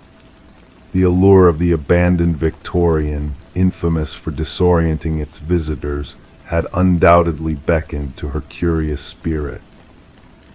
Her roommate reported her missing 2 days prior, Lind noted pensively. Morgan mentioned visiting the house where people get lost for her research. As the investigation unfolded, a trail of breadcrumbs led to Morgan's repeated visits to the enigmatic house in the weeks leading to her demise. Her journal entries chronicled bizarre acoustic phenomena, chilling cold spots that defied logic, and doors that seemed to play tricks on her perception, leading to different destinations with each opening. In her final entry, she spoke of plans to document the spatial anomalies she had encountered, yet the specialized equipment she intended to use remained conspicuously absent. The autopsy yielded an unexpected revelation: traces of a rare alkaloid in Morgan's system, derived from a plant associated with shamanic rituals. While the substance was known to induce disorientation and vivid hallucinations, the quantities found were insufficient to prove lethal intent. She wasn't one to dabble in recreational substances, her boyfriend adamantly defended during interrogation. Morgan was meticulous in her methods. She wouldn't have jeopardized her research through recklessness. Digital sleuthing uncovered fragments of deleted messages on Morgan's phone, exchanges with a kindred spirit who shared her fascination with the enigmatic house, someone who professed to hold insights into its mysteries. The tone of their correspondence shifted from professional to intimate, veiled in cryptic allusions and shared secrets. The house retains the echoes of its past. Read one enigmatic message. It yearns for someone to unveil its truths. The investigation honed in on Adam Reeves, an architectural historian whose expertise in rare spatial phenomena had captivated Morgan's attention. Their professional rapport had blossomed into a more personal connection, sparking a shared quest to unravel the enigma shrouding the Victorians' corridors. When questioned, Reeves expressed genuine sorrow at Morgan's untimely demise. The house bears a legacy, he elucidated. Its original architect wove illusions and paradoxes into its design, intended to disorient and beguile. Morgan sensed a deeper layer to it, something transcending mere optical tricks. However, Reeves possessed a solid alibi for the presumed time of Morgan's passing, backed by security footage capturing him delivering a lecture at a university symposium hours away from the crime scene. A breakthrough emerged from an unexpected source, Eleanor Blackwood's grandson, residing overseas, who disclosed a long-guarded family secret concealed through generations. My grandmother wasn't the sole Blackwood to meet her end within those walls, he revealed. Others followed suit, always discovered in the parlor, always in a state of serene repose. The family termed it the claiming. He furnished investigators with journals spanning decades, chronicling deaths initially attributed to natural causes like heart failure or strokes. A pattern emerged: individuals spending prolonged periods within the house inevitably succumbed to what the family cryptically referred to as the influence. A secondary sweep of the property unveiled a concealed compartment behind the parlor fireplace, housing not only Morgan's missing equipment, but a chamber adorned with artifacts from diverse indigenous cultures, meticulously arranged in a geometric pattern. At its heart rested a weathered figurine embodying a deity linked to liminal spaces, thresholds between realms. Traces of the alkaloid found in Morgan's system coated the artifacts, hinting at a connection to her tragic demise. The case took a macabre turn as forensic analysis of dust patterns within the house hinted at a silent witness present during Morgan's final moments. Partial fingerprints, alien to Morgan or any documented visitors, adorned doorknobs throughout the labyrinthine abode. 3 weeks into the investigation, Adam Reeves was discovered lifeless in his apartment. Mirroring Morgan's fate, he sat serenely facing the entrance, the telltale alkaloid whispering of a shared demise. Clutched in his hand was a key defying identification within his living quarters, yet fitting seamlessly into the enigmatic compartment concealed within the Victorian's walls. In his parting missive, addressed to himself as if preserving a testament for posterity, Reeves inscribed, "The house doesn't ensnare your body, it ensnares your perception." Morgan saw the truth: the doors laid where they always have, but a deceptive force convinces you of endless circles. Once enlightenment dawns, departure is within reach, yet by then one hesitates to leave. The case lingered as an unsolved enigma, catalogued as suspicious fatalities under continuing scrutiny. The Victorian stood condemned, its access barricaded by official decree. However, whispers persisted of spectral lights flickering within its confines on certain moonlit nights, of visitors who vanished into its depths without a trace. Locals murmured of a malevolent sentience guarding its secrets, claiming those who delved too deeply. Others speculated that Morgan and Reeves had unearthed a primordial force, an entity straddling the thresholds between reality and the unknown. The truth remained as elusive as an escape in a house where every portal led back to the inception, a haunting reminder of the unfathomable mysteries lurking within the spaces between worlds. Story 23. The motel stood like a forgotten relic, its facade weathered and worn, a haven for transient souls seeking respite in the shadows. A place where time seemed to hold its breath, where stories whispered in the creaking floorboards and flickering lights. The receptionist, with eyes that held secrets untold, passed a tarnished key to her with a cautionary glance.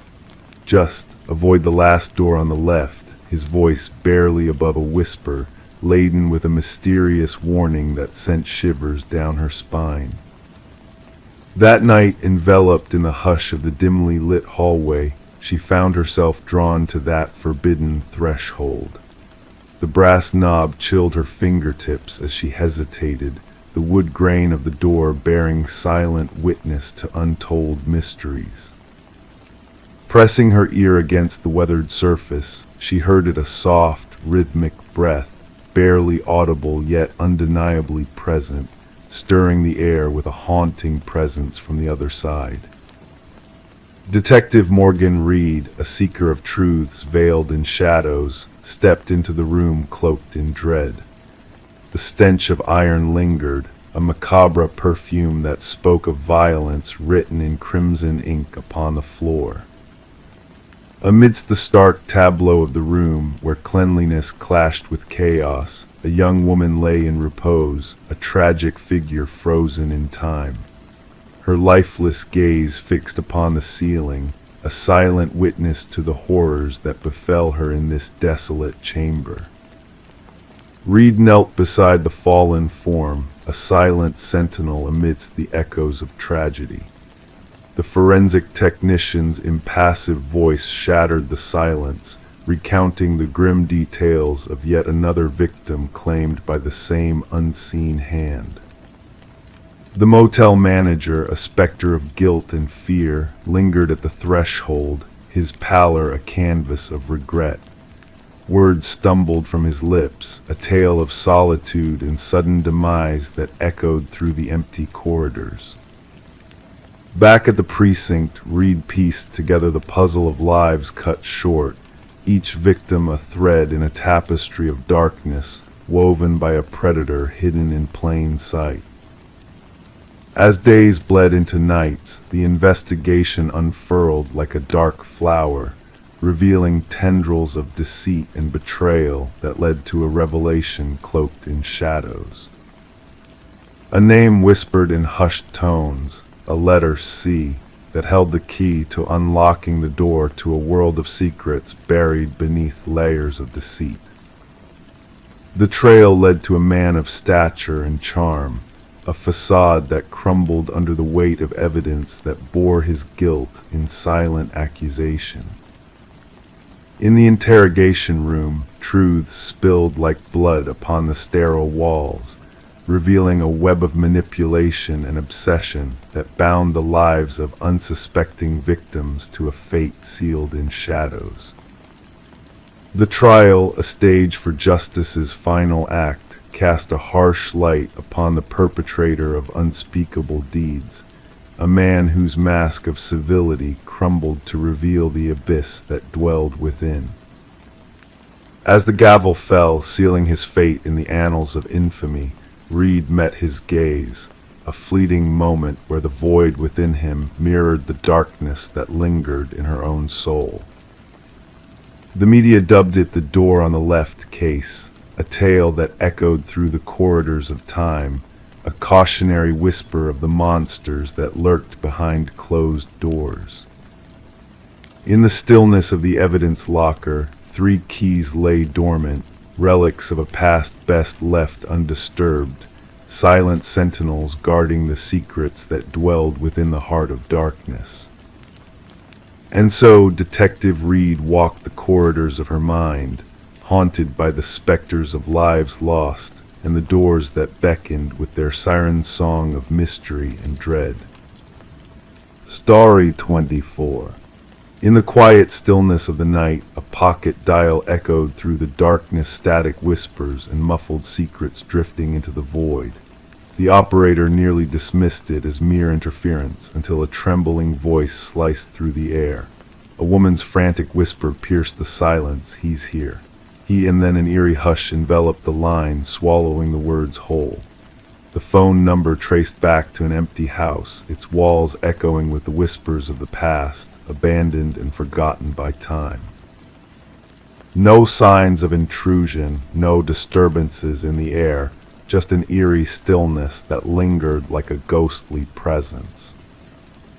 Detective Morgan Reed found herself drawn into the mystery, her curiosity piqued by the cryptic message that seemed to defy logic. The house, once belonging to the Sullivan family, stood as a silent witness to a tragedy long gone.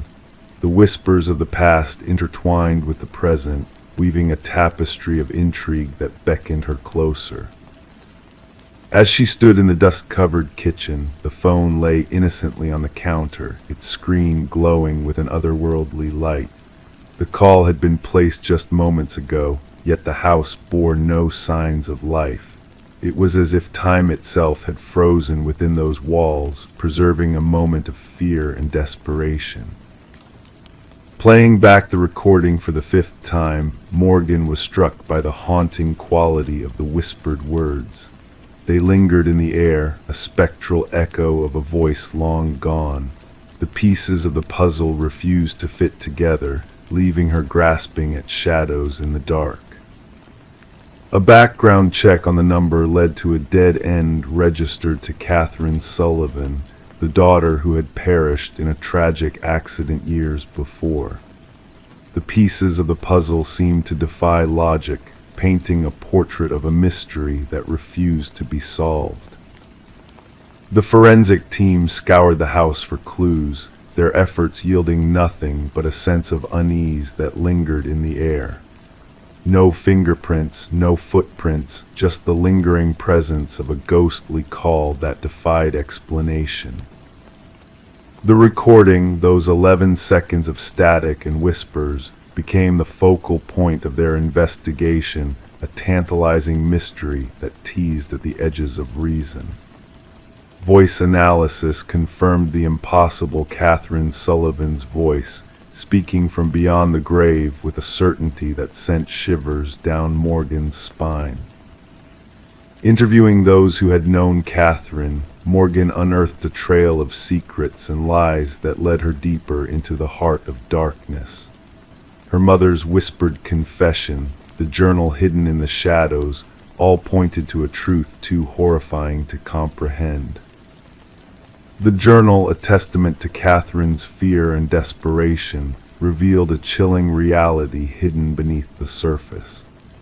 The loving facade shattered, revealing a relationship tainted by control and manipulation, a darkness that lurked in the shadows. Confronting Mark, Catherine's boyfriend, brought the truth to light, a twisted tale of obsession and deceit that had led to tragedy. The buried phone, the deleted texts, the pieces of a puzzle that fit together in a macabre mosaic of horror. As the pieces fell into place, a chilling truth emerged: Mark's twisted game of deception, his desire to silence Catherine's voice forever. The ghostly call, the phantom whispers, all part of a dark tapestry woven by a man consumed by his own demons. The trial that followed was a testament to Catherine's resilience, her voice echoing through the halls of justice as Mark's guilt was laid bare. The phone from the abandoned house, a silent witness to the horrors that had unfolded within its walls, now sat in the evidence locker, a reminder of the darkness that lurked in the shadows. And so, as the night fell once more, the echoes of Catherine's voice lingered in the air, a reminder that even in the darkest of nights, the truth will always find a way to be heard. The phone may be silent now, its battery removed long ago, but the story it told would never be forgotten, a tale of courage, of justice, and of a voice that refused to be silenced. Story 25. In a hushed bathroom, she gently wiped away the mist clinging to the mirror, her gaze meeting her own reflection. At first glance, everything seemed normal, her face, her attire, all familiar. Yet a subtle disquiet began to stir within her as she continued to peer into the glass. A fleeting movement caught in the corner of her eye, a flicker of something unfamiliar. Turning away, she expected her reflection to follow suit, but it remained motionless, steadfastly watching her. Thus began the enigma of Rebecca Thorne, sparked by that eerie moment in her bathroom, a moment that would puzzle investigators and cast a shadow over the community for years to come. Residing in a modest apartment nestled within a tranquil suburban enclave, Rebecca led a solitary existence. Known to her acquaintances as methodical and withdrawn, she maintained a polite distance while engaging amicably with her neighbors. Her occupation as a data analyst for a mid-sized firm dictated a life governed by routine and precision, devoid of any hint that she would become enmeshed in one of the decade's most bewildering criminal inquiries. The unraveling commenced subtly. Small items within Rebecca's abode began to shift inexplicably, no thefts, only rearrangements. A coffee mug relocated, books shuffled, her toothbrush displaced. Initially brushing off these anomalies as mere lapses, attributing them to prolonged hours spent scrutinizing spreadsheets under harsh fluorescent glares, Rebecca paid them little heed. It wasn't until weeks of such disturbances had passed that she reluctantly reached out to the authorities, prompting Detective Marion Shaw's involvement. The initial evaluation yielded no tangible evidence of criminal activity, leading to considerations of mental health services over legal intervention. Shaw, upon reviewing Rebecca's concerns, noted the absence of concrete proof, no signs of break-ins, no missing belongings, only a pervasive sense of unease clinging to the woman's dwelling. The turning point arrived with the unsettling incident involving the bathroom mirror, recounted vividly by Rebecca during her subsequent interaction with law enforcement. She detailed how her reflection appeared to move independently, how an unseen gaze bore down on her even in solitude. This time she brought forth compelling evidence, a self-installed security camera fixed on her front door. The footage captured a chilling revelation that sent shivers down the spines of seasoned officers. It depicted Rebecca departing for work in the morning, followed 20 minutes later by an identical figure using a key to enter her residence. Forensic scrutiny of the video detected no signs of tampering or digital manipulation. The intruder mirrored Rebecca's movements, attire, even carrying her distinctive leather bag. However, simultaneous time-stamped records from her workplace security system confirmed Rebecca's presence at her office across town. "We're facing a doppelganger scenario," Detective Shaw disclosed to her superiors. A meticulous imitator of Miss Thorne, mirroring her every move with uncanny precision. As the inquiry gained momentum, fingerprints throughout the apartment matched solely with Rebecca's, devoid of foreign DNA traces.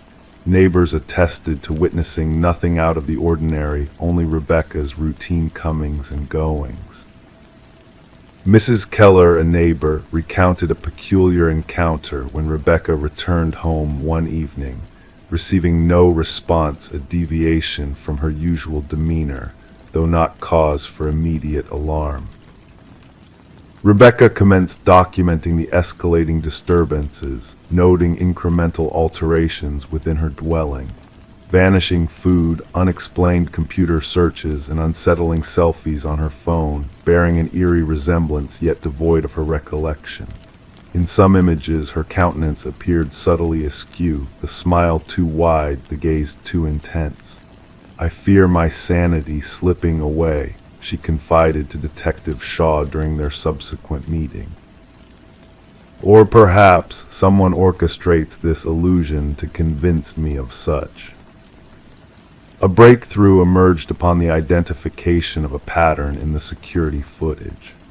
The doppelganger only infiltrated when Rebecca embarked on specific engagements, therapy sessions, yoga classes, Sunday morning grocery runs, predetermined activities with predictable durations.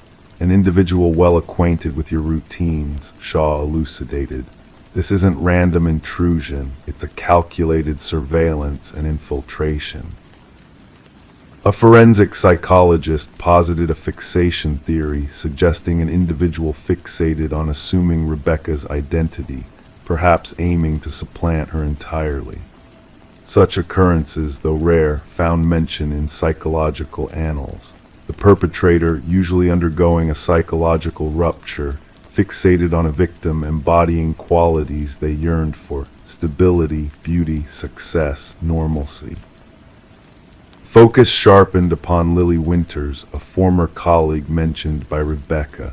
Lily's dismissal following a descent into erratic behavior, coupled with her frequent observations of parallels between herself and Rebecca, raised suspicions. Subsequent unsettling emails sent by Lily to Rebecca hinted at an unsettling obsession.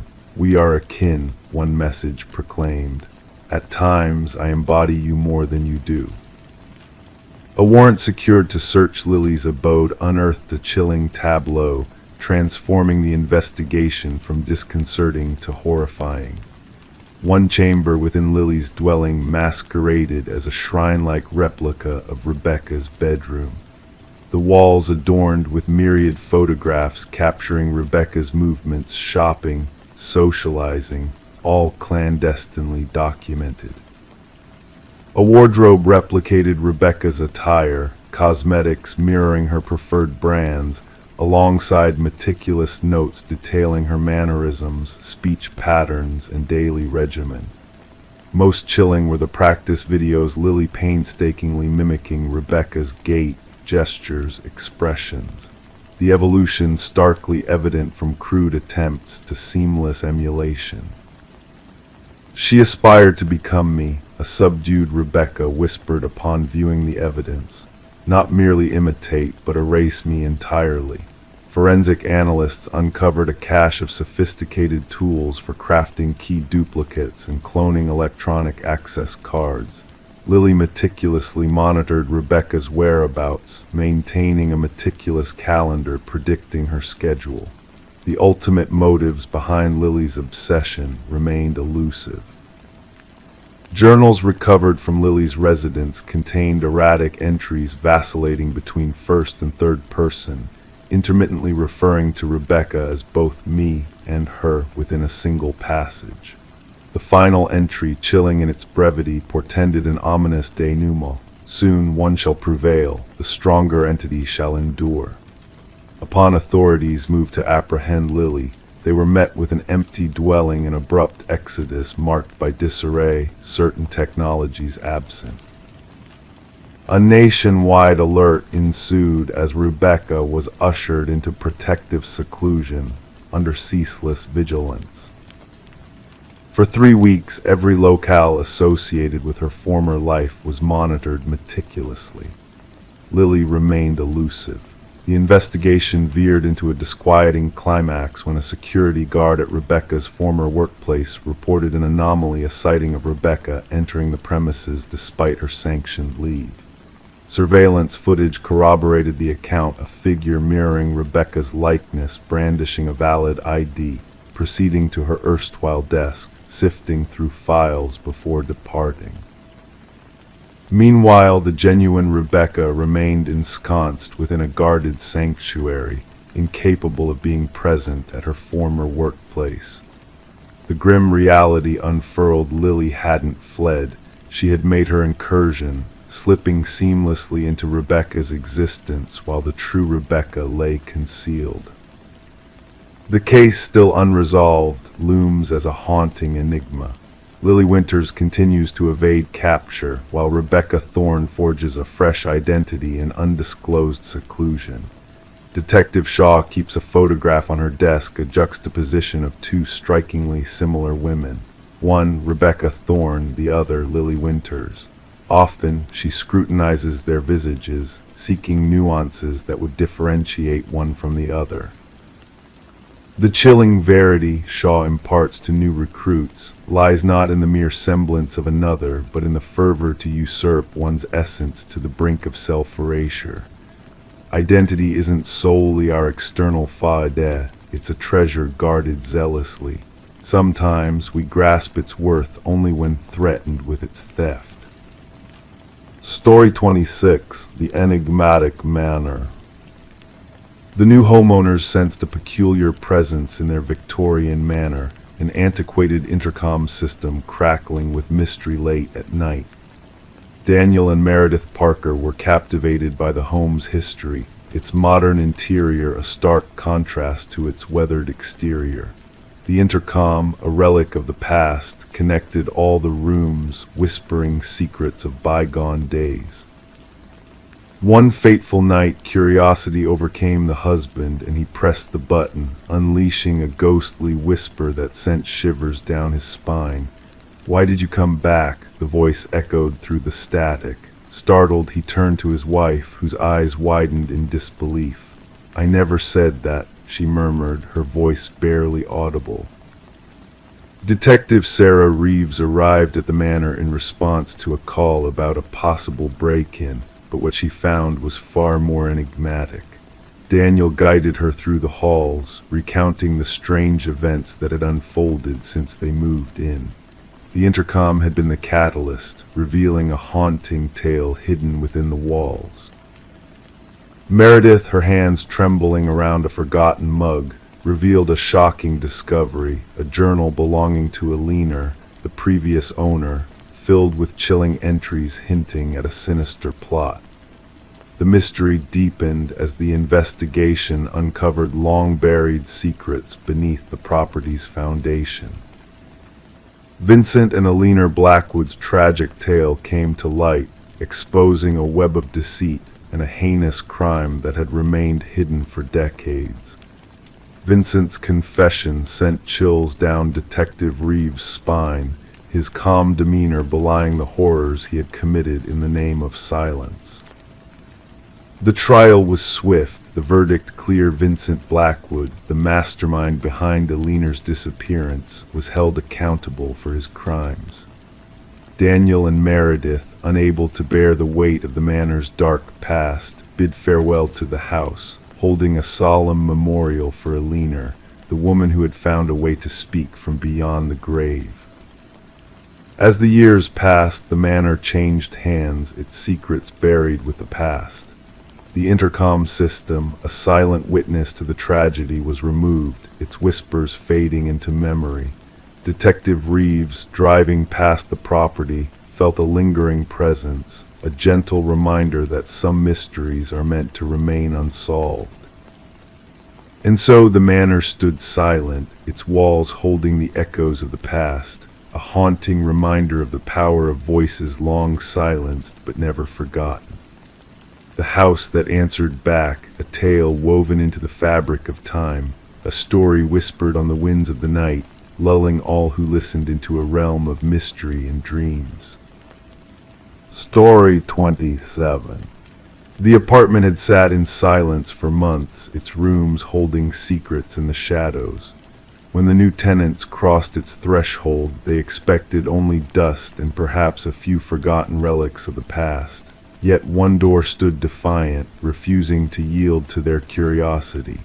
It was a closet, its lock stubbornly holding tight, as if guarding something unseen. The landlord, with a nervous fidget in his demeanor, finally forced the door open, revealing a sight that sent a shiver down their spines. The walls bore witness to a silent agony, etched with deep, uneven scratches that spoke of a struggle against confinement. and in the dim corner an old flip phone lay dormant, its screen illuminated by a single unread message that lingered in the darkness. Detective Morgan Shaw, with years of haunting scenes imprinted in her mind, felt a chill unlike any other creeping up her spine. It wasn't the presence of blood or overt violence that unnerved her, but the haunting realization of the desperate battle waged within that cramped space. "We need forensics here immediately," she instructed her partner, Officer Reed, who diligently captured the haunting marks on camera, "and fetch me the records of the previous tenants." The message on the phone, stark against the silence, whispered only 3 words: "I know what you did." The landlord, his eyes darting nervously, shared a tale of a tenant who had slipped away in the night, leaving behind unanswered questions and unpaid dues. A quiet young woman, kept to herself, left abruptly about 6 moons ago. "No trouble," he muttered, avoiding the gaze that lingered on the closet. Forensic analysis unveiled a chilling truth embedded in the scratches on the wall's traces of blood, mostly belonging to one person presumed to be the missing tenant, Emma Caldwell. Yet 2 other DNA signatures emerged.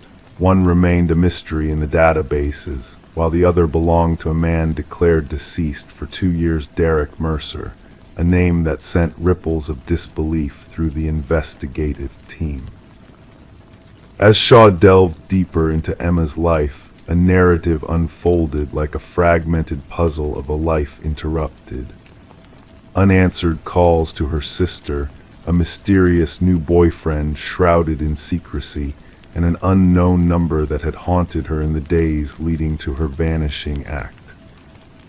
Surveillance footage hinted at a sinister presence, a man in a baseball cap shadowing Emma's steps into the building, his identity cloaked from the prying eyes of the world. The trail led to a revelation that shattered the confines of logic. Derek Mercer, a man declared dead, had orchestrated a macabre dance of manipulation and captivity.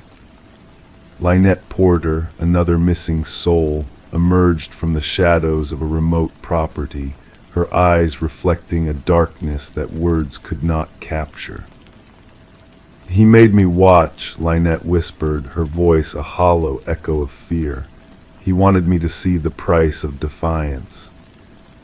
As the pieces fell into place, a sinister tapestry unraveled before Shaw's eyes, journals thick with Mercer's obsession with dominance, photographs that echoed the faces of the missing women, and haunting videos that captured Emma's final moments of desperation. The hunt for Mercer spanned across borders, a man driven not by mere violence, but by a twisted desire to watch the light fade from his victim's eyes in the confines of his cruel designs. When the final hour of reckoning arrived, Mercer's demeanor remained unnervingly serene, his words laced with a chilling clarity that sent shivers down the spines of all who listened. "She sought her fate," he murmured, a twisted smile dancing on his lips as he spun his web of deception. The trial laid bare the intricate web of deceit Mercer had spun, a tapestry of lies and shadows that obscured the truth of his heinous deeds. Emma's body remained a ghostly absence, lost to the cruel confines of a closet that held her secrets within its walls. As the gavel fell, sealing Mercer's fate with a lifetime behind bars, a glint of satisfaction crossed his gaze, a silent understanding that only he held the keys to his dark kingdom. In a moment of defiance, Lynette stood tall, her words a beacon of resilience in the face of darkness. "While he rots in his cell, I'll dance in the light of freedom," she proclaimed, a testament to the strength that can emerge from the darkest of nights. The case reshaped the landscape of missing persons investigations. a stark reminder that danger often lurks in the quiet corners of seemingly ordinary lives. Detective Shaw, with a silent vow etched in her heart, kept a piece of that haunted closet mounted on her office wall, a reminder that survival isn't always measured in blood spilled, but in the quiet screams of those who fight to be heard.